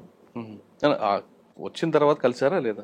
కలిసిన, కానీ తాను ఆశన్న నాకు కూడా తెలియదు. ఇప్పుడు సుదర్శన్ ఒకసారి కలిసిండు, అంతకుముందు ఇంకో స్టేట్ కమిటీ అతను ఒకసారి కలిసిండు, అట్లా చాలా మంది కలిసిండ్రు, కానీ తానే ఆశన్న నాకు తెలియదు. ఆయనతో కలిసి ఏం మాట్లాడారని? ఏమన్నా అప్పుడు ఏం మాట్లాడినా షాన్బాగ్ హోటల్ ఉండొచ్చు. సిటీలో పంజాగుట్ట దాటి కూడా వచ్చారా మీరు? వచ్చినాం. ఎంతవరకు వచ్చారు? సిటీ అంతా తిరిగేది. సివిల్ కదా, ఎవరు గుర్తుపడతారు? సివిల్ వచ్చి కుకట్పల్లి ఆల్విన్ కాలనీలో అక్కడ కొంత షెల్టర్ తీసుకున్నారా, వాస్తవం? నేను రాలేదు. మీరు రాలేదా? నేను రాలేదు. కుకట్పల్లి ఆల్విన్ కాలనీ నేనైతే ఈటైతే రాలే. కుకట్పల్లి సైడ్ పంజాగుట్ట లాస్ట్ పంజాగుట్ట వచ్చింది. అదే కుకట్పల్లి పంజాగుట్ట షాన్బాగ్ హోటల్ దగ్గరకు వచ్చారనేది అప్పుడు వార్త వచ్చింది. ఆశాన్ని కలుస్తున్నారు వీళ్ళని. సిటీ ప్రాంతం కూడా నాకు అంతకు తెలిసిందేం కాదు, ఎవరైనా తోడు తీసుకొని వచ్చేది తక్కువ. మీరు ఒక లక్ష్యం కోసం వెళ్ళారు, చేశారు కొంత, మరి ఎందుకు బయటికి వచ్చారు? పోలీసులు వేధింపులకా, లేదంటే మీ కుటుంబం మీద ఉన్న మమకారమా, లేదా కేసులు ఎక్కువ అవుతున్నాయనా? కుటుంబం మీద ప్రేమనే అంతే. ఇంకా కేసులు ఇబ్బందులు అనేటివి ఉన్నన్ని రోజులు అవి ఉంటాయి, ఎప్పటికి ఉండే ఉంటాయి. ఓకే, కుటుంబం మీద ప్రేమతోనే. అప్పుడేమన్నా రమ్మానన్న? వాళ్ళు ఎప్పుడైనా రమ్మంటారు, చేసిన కాడికి చాలు, ఇంకెందుకు వచ్చేసి అనేది చెప్తారు వాళ్ళు. మీరు వర్గ పోరాటం కోసం వెళ్ళారు, కానీ కన్న తల్లి వీళ్ళెందుకు కేసులు వేయి పోలీసులు బూతులు తిడుతుంటే బాధ అనిపించలేదు? ఎప్పుడు కూడా ఉంటుంది, బాధ ఉంటుంది. బాధ మనకి జన్మనిచ్చే తల్లిదండ్రులని మనం సరిగ్గా చూసుకోపోతే, అంటే ప్రతిరోజు కలుస్తున్న జనాలలో తల్లిని తండ్రిని చూస్తున్నాం. చూస్తారు కరెక్టే, కానీ మనకి రక్తం పంచిపుట్టిన తల్లి ఆమె కదా. మీరు వర్గ పోరాటం వాళ్ళే తల్లిదండ్రి కాదన్న, జనాల్లోనే తల్లిదండ్రులు చూస్తాం, కానీ ఇక్కడ మనకి జన్మనిచ్చిన తల్లి వేరు కదా, తండ్రి. వాస్తవం అన్నట్టు మీలాంటి వాళ్ళు లోపలికి వెళ్ళడం వల్ల, అంటే మీరు ఒక మంచి ఉద్దేశం వెళ్ళారు, దాంట్లో ఎవరు తప్పట్టరు. మీకు అందరికి కూడా కన్న తల్లి కన్నా ప్రజలే, అమాయకులే ప్రజలే మీకు వాళ్ళే తల్లిదండ్రులు. కానీ ఇక్కడ ఈ తల్లిదండ్రులు మనకి జన్మనిచ్చిన వాళ్ళు కూడా బాధపడతారు కదా. మీ మీద కేసులు పెట్టి, మీ మీద మిమ్మల్ని కోసం మిమ్మల్ని వేధించడానికి పోలీసులు వాళ్ళని తీసుకెళ్ళి బూతులు తిట్టడం, కొట్టడం అని చేస్తున్నప్పుడు ఈ రకమైన ఇబ్బందులు ఉంటాయి అనేది ఆల్మోస్ట్ అందరికీ తెలిసిందే, అవి అనుభవిస్తున్నాయే. ఒక ఉమ్మడి ఆచరణ, ఉమ్మడి ఆశయం కోసం పోయినప్పుడు మన కుటుంబం పడే బాధలు ప్రజల్లో బాధల భాగమే తప్పితే వ్యక్తిగతంగా దాన్ని చూసిన వాళ్ళ బాధ ముందు ఈ బాధ మనకి ఎక్కువ కాదు. ఎప్పుడైతే వ్యక్తిగా ఫీల్ అయ్యి నా కుటుంబం ఇంత బాధపడుతుంది అనేది ఎప్పుడైతే ఫీల్ అవుతామో ఇక ఉండడానికి సిద్ధపడరు పార్టీలో. సార్, ఆ విషయం పార్టీకి చెప్పి వచ్చారు బయటికి? చెప్పిన. పార్టీ అనుమతి ఇచ్చిందా? మరి అనుమతి ఇవ్వరు, వద్దు అని అంటారు. పార్టీ ఎప్పుడైనా వద్దని అంటారు. ఎందుకు అని అంటే, ఇంతకాలం పార్టీలో జర్నీ చేసిన తర్వాత మీరు బయటికి వెళ్తే బతకలేరు, అంటే రకరకాలైన ఇబ్బందులు ఉంటాయి. ఇంకోటి, నల్గొండ జిల్లాకు వచ్చిన ప్రాంతం, అంటే మా నల్గొండ జిల్లాలో పనిచేసినాం కాబట్టి ముఖ్యంగా నయీముద్దీన్ తోటి రకరకాల ఇబ్బందులు ఉంటాయి, అవన్నీ ఫేస్ చేయలేరు, వద్దని చెప్తారు. వద్దని కూడా చెప్పారు. ఎవరి ద్వారా సరెండర్ అయ్యారు మీరు? డిఐజీ ఈశ్వర్ రెడ్డి అని ఉండే. అవును, ఆయన దగ్గరికి ఎవరి ద్వారా వెళ్ళారు? వాళ్ళ రిలేటివ్ రామన్నపేట ఎమ్మెల్యే ఉండే, అప్పుడు రామన్నపేట కాన్స్టిట్యున్సీ ఉండే. ఓకే, ఉప్పునూతల పురుషోత్తం రెడ్డి అని, ఆయనను కలిసి మా ఫ్రెండ్స్ ఉండే ఒకరిద్దరు, మా ఫ్రెండ్స్ ద్వారా పురుషోత్తం రెడ్డి దగ్గరికి పంపిస్తే, పురుషోత్తం రెడ్డి గారు వాళ్ళకి రిలేటివ్ అవుతాడు, బామ్మడితో బావనే అవుతాడట. ఆయన మా వాళ్ళకి చెప్తా మీరు వెళ్ళండి అని చెప్పేసి, అంటే నేను పోలేదు, మా నాన్న మా ఫ్రెండ్స్ వాళ్ళని పంపిస్తే ఆయన చెప్పిండు. అట్లా ఈశ్వరరెడ్డి గారి దగ్గర సరెండర్ అయ్యాను. ఓకే, సరెండర్ అయిన తర్వాత మీకు ప్రభుత్వం ఇవ్వాల్సింది ఇచ్చిందా? 3 లక్షలు రివార్డ్ ఇచ్చారు. అంతే, చాలా ఉంది కదా రివార్డ్. ఉండదు, కానీ వాళ్ళు కూడా తొండి చేసారు, ఇవ్వలేదు. బయటకు వచ్చారు. మీరు లోపల ఉన్నప్పుడు అదొక ప్రపంచం, బయటకు వచ్చాక నిజ స్వరూపం మీకు తెలుస్తుంది ప్రపంచానికి. అవును. ఇంకా రకరకాల వ్యక్తులు కుట్రలు కుతంత్రాలు జరుగుతుంటాయి. అవును. అవన్నీ చూసినప్పుడు ఏమనిపించింది? ఆ జీవితమే మంచిది అనిపిస్తుంది. సరే వచ్చినాము, తప్పదు, ఉంటున్నాం, కానీ విలువైన జీవితం అదే. నీతి నిజాయితీకి నిలబడి నీతి నిజాయితీగా, కుట్రలు కుతంత్రాలు లేకుండా, క్రమశిక్షణతో క్రమశిక్షణతోటి బతికిన రోజులు. సరే ఇబ్బందులు పడుతుండొచ్చు, తిండి ఉండకపోవచ్చు, నీళ్ళు ఉండకపోవచ్చు, రకరకాల ఇబ్బందులు ఉండొచ్చు, కానీ విలువైన జీవితం, విలువైన ఆశయం. ఇక్కడ రకరకాల మనుషులు ముందు మీతో నవ్వుతుంటారు, వెనక నుంచి గొంతు కోసే రకాలు ఉంటాయి. వాళ్ళని చూసినప్పుడు ఏమనిపిస్తుంటారు? అదే విలువైన జీవితం అంటున్నగా. ఇక ఇది కుట్రలు కుతంత్రాలు ఈ సమాజం కాబట్టి ఇక తప్పదు. సరే, ఈ సమాజంలోకి వచ్చారు, కావాల్సిందే. పార్టీ చెప్తున్నట్టుగా నయం మీరు పిలిపించుకున్నారా? పిలిపించుకో. అంటే అయితే అడవులు ఉండాలి లేదా తన దగ్గర ఉండాలనేది నయం పాలసీ. అవును. మీకు పిలిచి ఏం చెప్పాడండి? పిలిపించుకున్నాడు. ఎవరైతే నేను సరెండర్ అయిన దగ్గర నుంచి ఏ అయితే ఆఫీసర్ ఉన్నాడో, అప్పుడున్న ఆఫీసరు తనే తీసుకుపోయి వాళ్ళ కారు ఎక్కించిండు. అవునా? అంతే కదా. పోలీసు వాళ్ళే తీసుకుపోతారు, డిపార్ట్మెంట్ వాళ్ళే తీసుకుపోయి. ఎవరో ఒక ఆఫీసర్ ఉండే ఒక అతను, ఇంకా పేరు ఎందుకు కానీ, ఆయన తీసుకెళ్ళి కారు ఎక్కించాడు. తీసుకుపోయాడు, తనే తీసుకుపోయి కారు ఎక్కించాడు. మాట్లాడాడు. అంటే మామూలుగా వచ్చినప్పుడు ఫస్ట్ మా ఇంటి దగ్గర నుంచి సిటీ పోదాం రా అని చెప్పిండు ఆఫీసర్. ఎందుకో సిటీ పోదాం అంటుండు అని డౌట్ అనిపించింది, కానీ తప్పదు, పోలీస్ అయినే కదా రమ్మంటున్నాడు, పోదాం అనేసి వెళ్ళిన తర్వాత కారు ఎక్కించుకున్నాడు. సరెండర్ ఇవాళ 19వ తారీఖు సరెండర్ అయితే 22వ తారీఖే నన్ను నయం కప్పచెప్పాను. ఇబ్రహీంపట్నం నుంచి ఎల్బీ నగర్ వచ్చింది. ఎల్బీ నగర్ నుంచి ఉప్పలు మాలుతుంది కారు. ఉప్పలు మాలుతున్నప్పుడే నాకు లైట్ వెలుగుతూనే ఉంది. అమ్మ ఇది తీసుకుపోతుండే, అటే పోతుంది అని ఉప్పలు తీసుకొని, ఉప్పల్ నుంచి బీబీ నగర్ క్రాస్ అయింది. ఇటు మళ్ళీ బీబీ నగర్ దాకా పోలేదు, కానీ ఉప్పలు దాటి బోడుప్పలు ఆ ప్రాంతానికి వచ్చినప్పుడు ఈయన కారు ఆగింది. ఇంకో కారు ఎక్కింది, ఇంకో కారు ఎక్కింది, ఇంకో కారు ఎక్కింది. 3 కార్లు మారినాం. ఫస్ట్ కార్ నుంచి సెకండ్ కార్కు మారినప్పుడే నా ఫోన్ తీసేసుకుంటారు, వాళ్ళ దగ్గర హ్యాండ్ ఓవర్ చేసుకుంటారు, మనిషిని పూర్తిగా చెక్ చేసి ఆ బండి ఎక్కించుకుంటారు. అట్లా 4వ కార్లో తను ఉన్నాడు. నయం కారు ఎక్కంగానే నమస్తే అన్న, నమస్తే అన్న అంట. ఇప్పుడు చంపుతున్న నిన్ను అన్నప్పుడు కూడా అన్నానే మాట్లాడతాడు నయం. ఆ టైప్ ఆఫ్ మనిషి. గుర్తుపట్టినవా అన్న అన్నాను. గుర్తుపట్టినా. నిన్ను గుర్తుపట్టని వాళ్ళు ఎవరు ఉంటారు రాష్ట్రంలో? గుర్తుపట్టినా. ఎట్లా ఎక్స్పెక్ట్ చేసినావు? ఇటు వస్తున్నాను అర్థమైందా అని అంటే, ఎల్బీ నగర్ నుంచి కారు మళ్ళినప్పుడే అనుకున్నానా మీ దగ్గరికి వస్తుందని చెప్పేసిన. ఇక మాట్లాడిండు కొద్దిసేపే, ఒక 10-15 నిమిషాలు మాట్లాడి, అన్న మీకు తర్వాత నేను మళ్ళీ కలుస్తా, ఇప్పుడైతే మంచిగానే ఉండు, మీ కుటుంబం గురించి నాకు అంతా తెలుసు, పేద కుటుంబము, బయటకు వచ్చినావు కదన్నా, మరి ఎట్లా బతకాలనుకుంటున్నావు అంటే ఒక టాక్టిక్గా మాట్లాడతాడు మనిషి. మాట్లాడేది కూడా పేద కుటుంబం, ఇన్ని రోజులు నువ్వు పార్టీలో పని చేసినావు, నీకెవరు పని ఇస్తారు, ఏడ పని చేసుకోగలుగుతావు, అమ్మ కూలి పని చేస్తుంది, నాయన కూలి పని చేస్తాడు, అంతంత మాత్రం కుటుంబాలు, నీ మీద 32 కేసులు ఉన్నాయి, ఇన్ని కేసులు కోర్టుకు తిరిగి నువ్వు ఎప్పుడు పని చేసుకోగలుగుతావు, కుటుంబ పోషణ ఎట్లా జరుగుతుంది, ఇదంతా నీకు సాధ్యమా అంటే మనిషిని ఒక గీత గీసి తను ముందే గీసుకున్న గీతలో దింపాలనే ప్రయత్నంగా మాట్లాడతాడు. మాట్లాడాడు. సరే ఇక ఆయన మాట్లాడండి, ఆయన మాట్లాడేదానికి చెప్పే సమాధానం చెప్పినా, సరే అన్న పోతాను, సరే ఎల్లు అని ఒక 10,000 ఇస్తున్నాడు. నాకు వద్దన్నా. ఎందుకన్నా నా మీద కోపం తగ్గలేదా అంట. నీ మీద నాకేం కోపం అన్నా, నా పైసలు తీసుకుంటలేవంటే నా మీద కోపం ఉన్నట్టే, నాకెందుకన్నా పైసలు? నీ పరిస్థితి నాకు తెలుసా అన్న, నువ్వు పేదరికంలో ఉన్నావు, బయటకు వచ్చినావు, నీ ఖర్చులు ఉంటాయి, తీసుకో 10,000. నాకు వద్దన్నాడు. అయితే నన్ను చంపాలనే వచ్చినావు నువ్వు బయటకు అంటాడు. నేను బతకాలని బయటకు వచ్చినోని నిన్ను చంపాలని నేనెందుకు అనుకుంటా, నాకేమంత పని, చేసిన రోజులు చేసిన, ఇక చాలు అనుకొని నేను బయటకు వచ్చిన, నిన్నెందుకు చంపుతా, మరి నా డబ్బులు ఎందుకు తీసుకుంటలేవు? నా డబ్బులు తీసుకుంటలేవంటే నా మీద పగ ఉంది నీకు. ఇలా కాకుండా ఇంకా 4 రోజులకైనా నువ్వు యాక్షన్ టీమే కాబట్టి ఒక 4గురిని వేసుకొని నన్ను చంపుతావు నువ్వు. ఇట్లా మాట్లాడతాడు. అమ్మ ఎందుకు వచ్చిన వాళ్ళు, సరే ఇయ్యన్న అని చెప్పేసి తీసుకుని అట్లా ఒక 5-6 సార్లు పిలిపించుకొని కలిసిండు. ఆ టైంలో పార్టీలో జరుగుతున్న విషయాల గురించి అడిగాడు? అడుగుతాడు. ఏం జరుగుతుంది, తన గురించి ఎవరెవరు ప్లాన్ వేస్తున్నారనే విషయాలు, స్టేట్ కమిటీ ప్లానింగ్ జరుగుతుందా, సాంబశివుడి గురించి కూడా అడిగాడా? అందరి గురించి అడుగుతాడు. ఇక తన టార్గెట్లో ఎవరెవరైతే నాయకత్వం ఉన్నారో ఆయనకు లిస్ట్ ఆఫ్ ఉంటుంది. లిస్ట్ ఏదైతే రాసుకుంటాడో ఎవరెవరి గురించి అడిగాడు ఆయన? స్టేట్ కమిటీ మెంబర్లు ముఖ్యంగా ఎవరెవరు ఉన్నారు, సిటీ కమిటీలు ఎవరెవరు ఉన్నారు, వాళ్ళ పేర్లు అడుగుతాడు. ఆయనకు సంబంధించిన పోలీస్ ఆఫీసర్లు ఉన్నారు కదా, ఇంట్లో ఎవరైనా మీ టార్గెట్ ఉన్నారా, రేపు అతి తొందరలో జరగబోయే యాక్షన్ ఏది, ఇవన్నీ అడుగుతాడు. చెప్పారా మీరు భయపడి? కొన్ని చెప్పాల్సిన చెప్తాం, తప్పదు మరి. పులి నోట్లోకి వచ్చినాం, అవును. తప్పదు చెప్పి. పులి మీద కూర్చున్నారు. అదే పులి దగ్గరకు వచ్చినాం, కాదంటే అది కరుస్తుంది, మింగుతుంది. బతకాలని బయటకు వచ్చిన వాళ్ళు. ఎవరి గురించి చెప్పారు అప్పుడు ఆఫీసుల టార్గెట్? ఇప్పుడు కొంతమంది ఉండే, ఇంకా వాళ్ళ పేర్లు చెప్పేసినాం. ఇంకా వాళ్ళ ఏమన్నాడు? అలాగే ఆ విధంగా ఎన్నిసార్లు కలిశారు? 5-6 సార్లు కలిసినాం. అక్కడే అక్కడే ఏం కాదు, ఒకసారి ఏమో 5 సార్లు కూడా పోలీస్ ఆఫీసర్లు తీసుకెళ్లారా? ఆయన డైరెక్ట్గా వచ్చేవాడా? ఫస్ట్ సారి కలిసినాం పోలీస్ ఆఫీసర్, తర్వాత తన మనిషిని పంపేది. Okay. రెండోసారి కలిసినప్పుడు తను ఒక ఫోన్ ఇచ్చిండు. ఫోన్ ఇచ్చేది, ఎప్పుడు మాట్లాడినా ఈ ఫోన్తో మాట్లాడన్నా, నేను అశోక్ రెడ్డి అని చెప్తా, లేకుంటే దినేష్ రెడ్డి అని చెప్తా, ఐపీఎస్ అని చెప్తా, పోలీస్ ఆఫీసర్ అని అట్లా పరిచయం చేసుకుని. ఒకసారి మార్కాపురం దగ్గర కలిసిండు, ఒకసారి ఏమో అద్దంకి దగ్గర కలిసిండు, ఒకసారి మిర్యాలగూడ దగ్గర. మీరు ఎందుకు లేరటు? తానే పిలిపించుకుంటాడుగా. అచ్చా, మార్కాపురం మనిషిని పంపిస్తాడు, ఫోన్ ఉంది కదా అన్న, నువ్వు పలానా దగ్గరికి రావాలంట. రానంటే ఇంకో బాధ.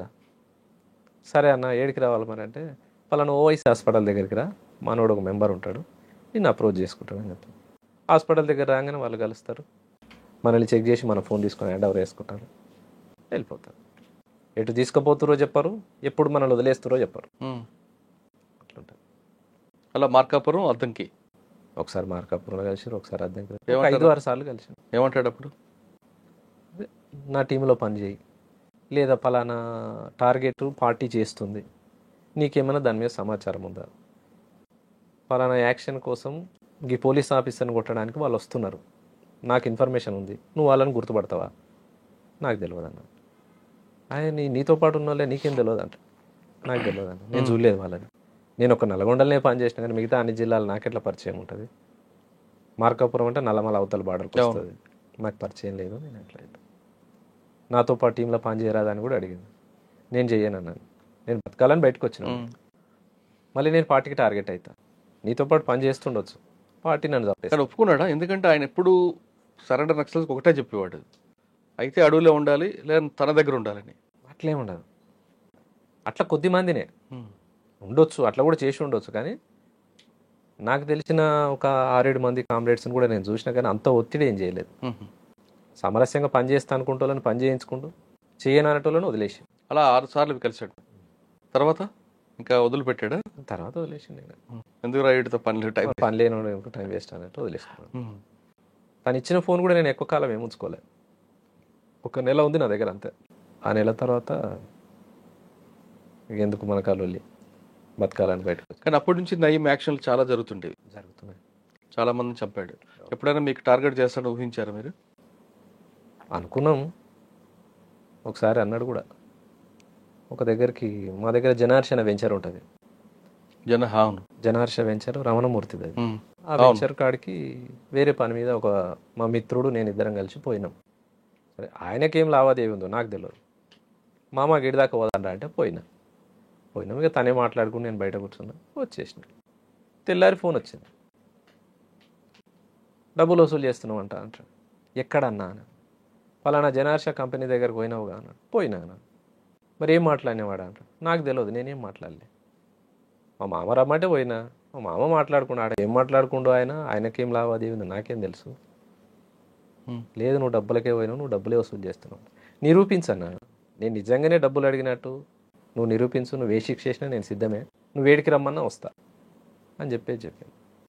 నువ్వు అట్లా ఇట్లా ఎక్స్ట్రాగా నీ మాట్లాడండి. సరే అన్న, మీ ఇష్టం, నేనైతే బయటకు వచ్చిన, మీకు దొరకని ప్లేస్లో అయితే లేను, నా ఇల్లు తెలుసు, నేను ఏడుండేది తెలుసు, అంతా మీకు తెలుసు, మీ ఇష్టం అన్న.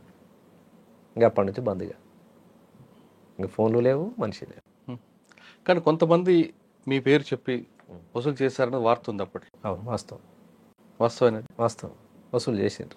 అంటే మీకు తెలిసి జరిగిందా, తెలియకుండా జరిగింది? మాకు తెలుస్తాయి. పార్టీ ఎవరిని కూడా సిద్ధపడదు అట్లా, అంటే మీరు చెయ్యరని ప్రోత్సహించదు. ఒకవేళ అట్లా మాకు తెలిసి తను చేసిండు అని అంటే మేము శిక్షించిన సంఘటనలు చాలా ఉన్నాయి. అంటే పార్టీలు ఉన్నప్పుడు కాదు కదా, బయటకు వచ్చిన తర్వాత గువ్వల మహేష్ పేరు మీద దందాలు జరిగేవి అనేది వార్త. నాకు తెలియదు. రియల్ ఎస్టేట్ మీరు చెప్పారు, జనహర్ష, రమణమూర్తి కానీ ఆపోజిట్ పార్టీ వాళ్ళ దగ్గర కానీ మిమ్మల్ని చూపించి వసూలు చేశారని. ఇక వాళ్ళు చేసుకున్న సంఘటనకు నేను ఎట్లా బాధ్యత అవుతా? అట్లా జరిగి ఉండొచ్చు, నాకైతే తెలియదు. తెలియక జరిగితే జరుగుతుంది. సార్, బయటకు వచ్చారు, ప్రశాంత జీవితం గడుపుతున్నారు, అంటే మీ జీవన విధానంలో కొనసాగుతుంది? ప్రస్తుతానికైతే వ్యాపారం చేసుకుంటూ ఉన్నాం. ఏం వ్యాపారం? ప్లాట్లు బిజినెస్. ఒక నలుగురం కలిసినాం ఫ్రెండ్స్, ఒక ప్లాట్ వచ్చింది అనుకో, తలా లక్ష వేసి ప్లాట్ కొనుక్కొని దానికి కొద్ది రేట్ ఆ ఫ్లాట్ లో ఒకవేళ వివాదం వస్తే మాజీ నక్సలైట్ అని చూపిస్తారు మిమ్మల్ని. ఎక్కడ కూడా చూపించలేదు ఇప్పటి వరకు. ఒక్క కేసు కూడా లేదు నా మీద. గుడ్. అప్పుడు నక్సలైట్లలో ఉన్నప్పుడు 32 కేసులు తప్ప ఇప్పటి వరకు ఒక్క కంప్లైంట్ నా మీద ఒక్క కేసు కూడా లేదు ఎన్ని సంవత్సరాల కాలం. గ్రేట్. అట్లా జరిగి ఉంటే ఎన్నో కేసులు అయ్యేటి. అవును, అది రాకూడదని కోరుకుందాం. ఎక్కడ కూడా నేను ఇప్పటి వరకు నేను చెప్పాను కూడా చెప్పాను, నా ఎమ్మటి ఉండే మిత్రులు కూడా చెప్పారు నా పేరు, అంత అవసరం కూడా లేదు. అది ఇంకా మంచిది. ప్లస్ అది బ్యాడ్ టైం ఉందో అక్కడి నుంచి స్టార్ట్ అవుతుంది మనం. అంటే హైదరాబాద్ ఈ ప్రాంతంలో ఉన్నాం కాబట్టి ఇప్పుడు నడుస్తున్న బిజినెస్ అదే. ఇంకోటి వాస్తవానికి ఏంటంటే ఉద్యమంలో పని చేసిన వాళ్ళం ఇంకో దగ్గర పని చేయలేము, ఒకరి కింద ఎట్లా చేయగలుగుతాం అనేది ఒకటి, కొన్ని ఈగోస్ ఉంటాయి. అక్కడ విలువలతో కూడిన జీవితం చూశారు. ఇక్కడికి వచ్చిన తర్వాత కొంతమంది చేతులు దాల్చడం ఇబ్బందిగా అనిపిస్తుంటది కదా. ఇబ్బంది అనిపిస్తుంది వాస్తవమే. ప్రతిరోజు లేచి నుంచి పండుకున్న దాకా జరుగుతున్నాయని అవే కదా. కాదండి, మీరు ఒక క్రమశిక్షణ విలువలు దాంతో ఉన్న ఉద్యమాలు పనిచేస్తారు, ఆ పార్టీ నేర్పేది అది. ఇక్కడికి వచ్చిన తర్వాత ఆ విలువలతో ఉండాలనుకుంటే ఆత్మగౌరవం దెబ్బతింటది. ఆత్మగౌరవం ఉంది కదా అని మీరు కాముకుంటే ఆకలి వస్తుంది. ఆకలి చంపుకోవడానికైనా ఆత్మగౌరవం చంపుకుంటారా, ఆత్మగౌరవం కోసం ఆకలి చంపుకుంటారా? అంటే సిద్ధాంతపరంగా అప్పుడున్న రాజకీయాలు ఆ విలువలతో ఇప్పుడు మనం బతకాలని అంటే నిజానికి కొంత ఇబ్బందికరమైందే. మరి ఎట్లా మనం బతకాలని చెప్పి ఇబ్బందులు పడి మనం ఉండలేం కదా. అంటే విలువలను తగ్గించుకొని బతకాల్సిన అంత అవసరం ఏం లేదు.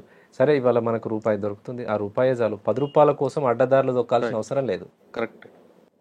ఉన్న దాంట్లోనే సర్దుకుంటాం. అన్న మధ్యమడుగు ఎన్కౌంటర్ సార్ చెప్పండి, ఎలా చేశారు, ఎలా జరిగింది, ఆ రోజు ఏం జరిగింది?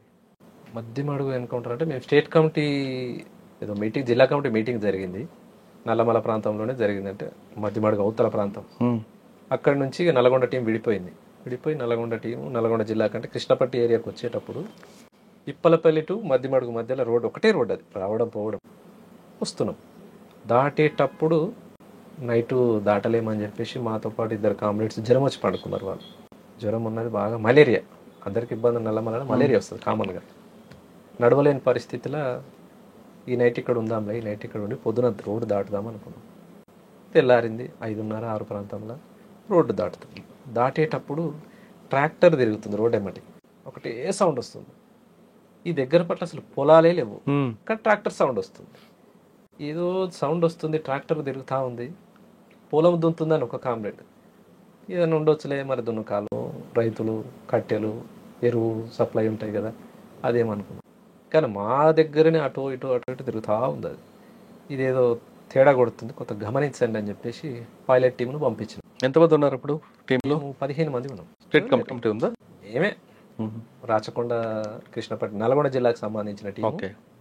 వస్తున్నాం, పైలట్ టీంను ముందు పంపితే చూసిండ్రు. వాళ్ళు చూసి ఏం లేదన్నా ట్రాక్టర్ ఏదో పని మీద పోతున్నట్టుంది అని అన్నారు. సరే ఎందుకైనా మంచిది గమనించుకుంటా దాటండి అని చెప్పేసి రోడ్ దగ్గరకు వచ్చాం. రోడ్ దగ్గరకు వచ్చి అందరం ప్యారలల్గా ఉన్నాం రోడ్కి, స్ట్రైట్ ఇట్లా కాకుండా ప్యారలల్గా కూర్చున్నాం. ఎవరు పొజిషన్లో వాళ్ళు కూర్చోండి, ఎందుకైనా మంచిది, వెపన్ లోడ్ పెట్టుకొని కూర్చోండి అని చెప్పి అని పైలట్ టీంని రోడ్ దాటించినాం. పైలట్ టీం రోడ్ దాటింది, దగ్గర నుంచి అటు నుంచి 2 మనుషులు నడిచి వస్తారు. ఆ టీం దాటిన వెంటనే వాళ్ళు లైన్ క్లియర్ అన్నప్పుడు మేము దాటాలి. వాళ్ళు చెప్పే కంటే ముందే 2 మనుషులు ఇట్లా నడిచి వస్తారు. నాతో పాటు ఉన్నాయన, అన్న ఎవరో వస్తుర్రే అన్న, గమనించు వాళ్ళకి షూస్ ఉన్నాయా, చెప్పులు ఉన్నాయా చూడు అన్న. చెప్పులే ఉన్నట్టున్నాయన్నా, ఏదో సైండిల్ చెప్పుల్లాగా కనిపిస్తుంది అని అన్న. సరే ఒక్క నిమిషం వాళ్ళు దాటినాక మనం దాటుదాం అనుకున్నాం. తీరా వాళ్ళ దగ్గరికి వచ్చేటప్పుడు చూస్తే ఏంటంటే ఏకే వేసుకున్నాడు, ఇట్లా వెనకకి పెట్టాడు, బెల్ట్ అనేది కనిపిస్తుంది, వెపన్ బెల్ట్. అన్న వీళ్ళు పోలీసు వాళ్ళేనే అన్నాడు. వాళ్ళు కామన్గా వెళ్ళిపోతేనేమో ఏమనొద్దు, మనల్ని కూడా అవతలకి దాటి కవర్ తీసుకున్నారు, చెట్ల సాటుకే ఉన్నారు కదా అనుకున్నాం. వాళ్ళు దగ్గర దాకా వచ్చి ఫైరింగ్ ఓపెన్ చేశారు. ఫైరింగ్ మాదికు కాకుండా దాటిన టీం మీద ఫైర్ అవుతాం. మేము కూడా ఒక్క సెకండ్ ఆడికెళ్ళి ఒక 15 అడుగుల దూరం వెనకకు పోయి పొజిషన్ తీసుకొని మేము ఫైరింగ్ ఓపెన్ చేసినాం. మాదికు ఒక టీం ఫైర్ కొడుతుంది, ముందున్న టీం మీద ఒక టీం ఫైర్ కొడుతుంది. ఇక మేము వెనకకి రిట్రీట్ అయినాం. ముందు టీము ఏమైందో తెలియదు, ఇక వాళ్ళు అటే పోయినరు, మేము వెనకకు వచ్చాము. అదే దాడిలో 3 కామ్రేడ్స్ అమర్లయ్యారు. పైలట్ టీం 5 మందితో ఉంటే 2 బయటికి వెళ్ళిండ్రు, 3 అమరులయ్యారు. దాంట్లో భూషణ్ అనే ఒక కామ్రేడ్ ఉండే, తను అక్కడ నుంచి రిట్రీట్ అయ్యి బ్యాగ్ ఒక దగ్గర పడేసి యూనిఫామ్ ఒక దగ్గర తీసేసి హైదరాబాద్లో తేలిండు తను. అంటే మాకు కలవాల్సిన తను మా దగ్గరికి రాకుండా ఆ ప్రాంతం ఆయనకు పట్టులేదు, తెలియని ప్రాంతం, హైదరాబాద్కి వచ్చేసి. అయితే మేము రిట్రీట్ అవుతున్న క్రమంలోనే మాతో పాటు ప్రభాకర్ అనే కామ్రేడ్ ఉండే, మాధవ్ గన్మెన్ తను అప్పటి వరకు. తర్వాత ఆయన రాచకొండకు మెంబర్గా పంపారు, దళ సభ్యునిగా ఉండాలని, నువ్వు షిఫ్ట్ కానంటే ఈ ట్రాన్స్ఫర్ అయింది. మలేరియా జ్వరం వచ్చింది ఆ కామ్రేడ్కి, తను చనిపోయింది ఆ దాడిలో, పడిపోయింది. అంటే ఇక్కడ మొఖాల్లో తూడబడ్డది. తనని తీసుకొద్దామని నేను పోతున్న క్రమంలో విపరీతమైన ఫైరింగ్ మా మీదకి. ఇక తనని కూడా తీసుకురాలేదు, కానీ మేమే రిట్రీట్ అయినాం. ఆ గాయమైన కామ్రేడ్ అక్కడి నుంచి జరుపుకుంటూ పోయి చెట్టు పొదలో ఉన్నాడు. అదే చెట్టు పొదలో చనిపోయాడు తను. డిపార్ట్మెంట్ కూడా చూడలేదు ఆయన. తర్వాత ఒక 2 నెలల తర్వాత జీవాల కాడుళ్ళు ఆయన బట్టలు, ఆయన వెపన్ తీసుకొచ్చి పార్టీకి అప్పచెప్పారు. ఎవరు? అంటే పశువుల కాపర్లు ఉంటారు కదా, పలానా అన్న ఇక్కడ చనిపోయినట్టుండన్న. మేమేమనుకున్నాం అంటే ఎన్కౌంటర్ అయింది, చనిపోయిండు, బాడీని కుటుంబానికి అప్పగించలేదో మాకు తెలియదు. తనేం మహబూబ్నగర్ జిల్లా వాసి, మేమేమో నల్గొండ వాళ్ళం. 2 నెలల తర్వాత మహబూబ్నగర్ టీంకే వాళ్ళు తన వెపన్ కావచ్చు, డ్రెస్ తీసుకొచ్చి అప్పచెప్పారు. అదొకటి జరిగింది. ఈ భూషణ్ హైదరాబాద్లో తేలిండు కదా, తనేం జరిగిందంటే ఆ దాడి నుంచి తప్పించుకొని వస్తున్న క్రమంలో యూనిఫామ్తో పోలేడు, యూనిఫామ్ ఇప్పేసిండు, బట్టలు లేవు, కిట్ బ్యాగ్ ఒక దగ్గర దాపెట్టిండు, వెపన్ ఒక దగ్గర దాపెట్టిండు, ఎటు పోవాలనో తనకు తెలుస్తలేదు. ఇంకా వస్తున్న క్రమంలో వర్షంలో అంటారు, పత్తి చేలు ఉంటాయి బాగా, పత్తి చేలలో బెదురు పెడతారు కదా, ఓ బొమ్మ వేసి బొమ్మకు బట్టలు తొడు, ఆ బట్టలు వేసుకొని ఊర్లోకి వచ్చిండు ఆ మనిషి. ఊర్లోకి వచ్చిండి, ఆడికి వెళ్ళిన తర్వాత 1 నెల తర్వాత మళ్ళీ వచ్చి మాకు కలిసి తను బస్సు ఎక్కి హైదరాబాద్కి రావడానికి ఒక 4 రోజులు టైం పట్టింది తనకు. ఆ 4 రోజులు తనని దొంగ వెంటబడడం, ఇంకా రకరకాల ఇబ్బందులు పడి మొత్తం మీద వచ్చి. ఏం పేరు? భూషణ్. ఉన్నారు ఎప్పుడైనా? లేడు, చనిపోయింది. తర్వాత ఊళ్ళోకి వచ్చాక చనిపోయింది. దాసిరెడ్డి కూడా తను సాంబశివుడు వాళ్ళ ఊరే. ఓకే. సార్ ఫైనల్గా చెప్పండి, చాలా మంది ఇప్పుడు మీరు చూస్తున్నారు, మీరు ఒక సిద్ధాంతం కోసం లోపలికి వెళ్ళారు, పని చేశారు, బయటకు వచ్చారు, ఇంట్లో అమ్మా నాన్న మీద మమకారంతో. ఇప్పుడున్న యువత ఒక సిద్ధాంతం లేకుండా, ఒక విలువలతో కూడిన జీవితం లేకుండా అడ్డదారిలో వెళ్తూ విలాసాలకి బానిసవుతున్నారు. అటువంటి వాళ్ళని చూసినప్పుడు ఏమనిపిస్తుంటుంది, వాళ్ళకి ఇచ్చే మెసేజ్ ఏంటి? అంటే ఇదంతా కూడా ఏంటంటే రాజ్యము కావచ్చు, పాలక వర్గాలు కావచ్చు, పెట్టుబడిదారు వ్యవస్థ, సామ్రాజ్యవాద మూలంగా ఇంటర్నెట్, జూదము, మీరు అంటున్న ఇవన్నీ వాస్తవాలే. యువత చెడు మార్గం వైపు పోతున్నది, కానీ దీని సన్మార్గంలో నడపాల్సినటువంటి మెసేజ్ అనేది రాకపోవడం మూలంగా జరుగుతుంది. అంటే ఆ మెసేజ్ ఎవరు ఇవ్వాలి? రాజ్యమే ఇవ్వాలంటారా, లేదు కన్న తల్లిదండ్రులు ఇవ్వాలా, గురువు ఇవ్వాలా, సమాజం ఇవ్వాలా? తల్లిదండ్రులు ఇవ్వాలి, గురువులు ఇవ్వాలి, సమాజం కూడా ఇవ్వాలి. ముఖ్యంగా ప్రభుత్వాలదే బాధ్యత. మాదక ద్రవ్యాలు కావచ్చు, డ్రగ్స్ కావచ్చు, మందు కావచ్చు, ఇది విచ్చలవిడిగా ఇవాళ గ్రామాలల్లో విలయ తాండవం ఉన్నది. గ్రామాలల్లో, మారుమూల గ్రామాలలో 7th 6th చదివే పిల్లలు కూడా గంజాయికి అలవాటు అవుతారు. అవును. దీనికి ఎవరు అడ్డుకట్టేయాలి? ప్రభుత్వాలే ముందు జాగ్రత్త చర్యలు తీసుకొని దాన్ని అడ్డుకట్టేసినప్పుడే సాధ్యమవుతుంది. నువ్వు నేను మన ఇద్దరం అనుకుంటే జరిగేది కాదు కదా. ఎందుకు ప్రభుత్వం ఎందుకు తీసుకోవాలి? తల్లిదండ్రుల బాధ్యత లేదు? తల్లిదండ్రులు కూడా బాధ్యతే. ప్రభుత్వానికి ఎంత బాధ్యత అయితే ఉంటుందో తల్లిదండ్రులదే బాధ్యత. కానీ తల్లిదండ్రులు ఎంతవరకు తీసుకోగలుగుతారు? పొద్దుననంగా పోరాడు బయటకు పోయిండు అనుకో, వాడు రోజంతా దినచర్య ఏముందో కదా, అసలు ఎక్కడి నుంచి వస్తుంది, ఇది ఏం జరుగుతుంది అనేది. అంటే సమాజానికి బాధ్యత ఉంది, తల్లిదండ్రికి బాధ్యత ఉంది, అంతకన్నా ఎక్కువ స్థాయిలో ప్రభుత్వాల బాధ్యత ఉంది. అంటే అదొకటే కాకుండా ఉమ్మడి కుటుంబ వ్యవస్థ రద్దయిపోవడం, నాశనం అవ్వడం కూడా దీనికి ప్రధానంగా కానుకోవచ్చా? వాస్తవం. ఉమ్మడి కుటుంబ వ్యవస్థ ఉన్నప్పుడు కొంత బాధ్యత ఉన్నది. బాధ్యత గురువు అవుతుంది ఎవరికైనా, అవి లేవు. పక్కింట్లో ఏం జరిగినా ఇవాళ యువతలింటోడు పట్టించుకున్న పరిస్థితి లేదు. రైట్. ఆ టైప్ ఆఫ్ కల్చర్కి వచ్చేసారు. గ్రామాలలో కూడా ఆ కల్చర్. సరే సిటీ అంటే ఎవడు పట్టించుకోడు, ఊర్లలో కూడా అదే పరిస్థితి అయింది. గా ఇంట్లో జరిగితే నాకెందుకు, మా ఇంటికైతే కాదు కదా, మా ఇంట్లో జరిగినప్పుడు చూద్దాం అగో ఇట్లా ఈ టైప్ ఆఫ్. ఇదంతా కూడా సమాజానికి ప్రమాదకరమైన గంటికలే, ఇవి సూచనలే, ప్రమాదమే. దీనికి సొల్యూషన్ ఏం చెప్పొచ్చు? ప్రభుత్వం సరైన చర్యలు తీసుకోవాలి. ఒకటి, యూత్ కానీ యువత కానీ చదువు అనేది ఇంపార్టెంట్. ప్రశ్నించే తత్వం ఇంపార్టెంట్. ఇవి రెండు అలవర్చుకున్నప్పుడు సన్మార్గం పోతుంది. కానీ ఈ చదువు ఈ యువతనే పక్కదారి పట్టించడంలో ప్రధాన పాత్రధారి అవే అప్పర్ హ్యాండ్ అయ్యి వస్తున్నాయి. కానీ దీనికి ఆపోజిట్ వచ్చే మెసేజ్ అనేది విప్లవ పార్టీలు కావచ్చు, లేదా కమ్యూనిస్ట్ పార్టీలు కావచ్చు, సమాజపరంగా శాస్త్రీయంగా ఆలోచించే మేధావి సెక్షన్ కావచ్చు, ఈ లైన్ అనేది తగ్గింది రావడం. సమాజాన్ని చెడగొట్టే లైనే ఎక్కువ వస్తుంది. ఒకప్పుడు పార్టీలోకి ఒక డెడికేట్గా చదువుకున్న వాళ్ళు ఒక కమిట్మెంట్తో వెళ్ళేవారు, వచ్చేవారు. అప్పుడు అది క్రమేపీ తగ్గిపోవడం కారణం అనుకోవచ్చు.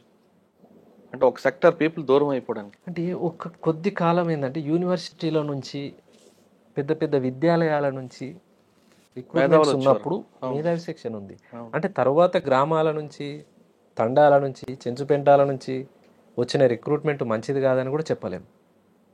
యూనివర్సిటీల కంటే వచ్చిన వాళ్ళ కంటే కూడా కమిట్మెంట్గా పనిచేసిన వాళ్ళు చెంచుపెంటాల నుంచి వచ్చిన వాళ్ళు ఉన్నారు. మీది అంతే కదా. అంతే. గ్రామాల నుంచి వచ్చిన వాళ్ళు కూడా అంతకన్నా ఎక్కువగా పనిచేసారు, అంతకన్నా ఎక్కువ మూమెంట్ తీసుకున్నారు. అయితే నిర్బంధం మూలంగా ఏమైందంటే పార్టీ సెట్ బ్యాక్ కావడం, నగరాలలో సెట్ బ్యాక్ అయ్యి గ్రామాలలో నుంచి రిక్రూట్మెంట్ అనేది వచ్చింది. అట్లా కొంత విద్యావంతులు తగ్గిర్రు పార్టీలు అనేది వాస్తవమే. కానీ గ్రామీణ ప్రాంతాల్లో కుల సంఘాలు ఎక్కువ అవ్వడం వల్ల పార్టీ వైపు ఆదరణ తగ్గిందనేది కూడా వార్తుంది. కొంతమేర, పూర్తి కదని చెప్పలేము, కొంతమేర ఈ కుల సంఘాలు కూడా కొంత పార్టీని నష్టం చేసినాయి. ఉమ్మడి కుటుంబ వ్యవస్థ పూర్తిగా రద్దవడమే ఇప్పుడున్న యువత చెడు మార్గనే ప్రధాన కారణం అంటున్నారు సుభాష్. ఆయన చెప్తున్నట్లుగా గతంలో భావజాలంతో లోపలికి వెళ్ళి పేద ప్రజల కోసం నిరంతరం కృషి చేసిన ఆయన బయటకు వచ్చిన తర్వాత కొంతమంది మాజీల్లా కాకుండా ఆయన జనజీవన సంస్థలో సామాన్య జీవితం గడుపుతున్నాడు. ఇప్పటికైనా సరే చాలామంది యువకులు విలాసవంత జీవితాలకి అలవాటు పడకుండా ఒక కమిట్మెంట్తో చేస్తే ఒక సమాజం మంచి సమాజం వైపు వెళ్తుంది, లేదా ఇది ప్రమాదానికి ప్రధాన కారణం కావచ్చు అంటూ సుభాష్ చెప్తున్నారు. ఇది ఈ వారం సుభాష్తో ఎక్స్క్లూజివ్ ఇంటర్వ్యూ. వచ్చే వారం మరొక బలి కలుద్దాం. అంతవరకు నమస్తే. థ్యాంక్ యూ అన్న. Thank you very much.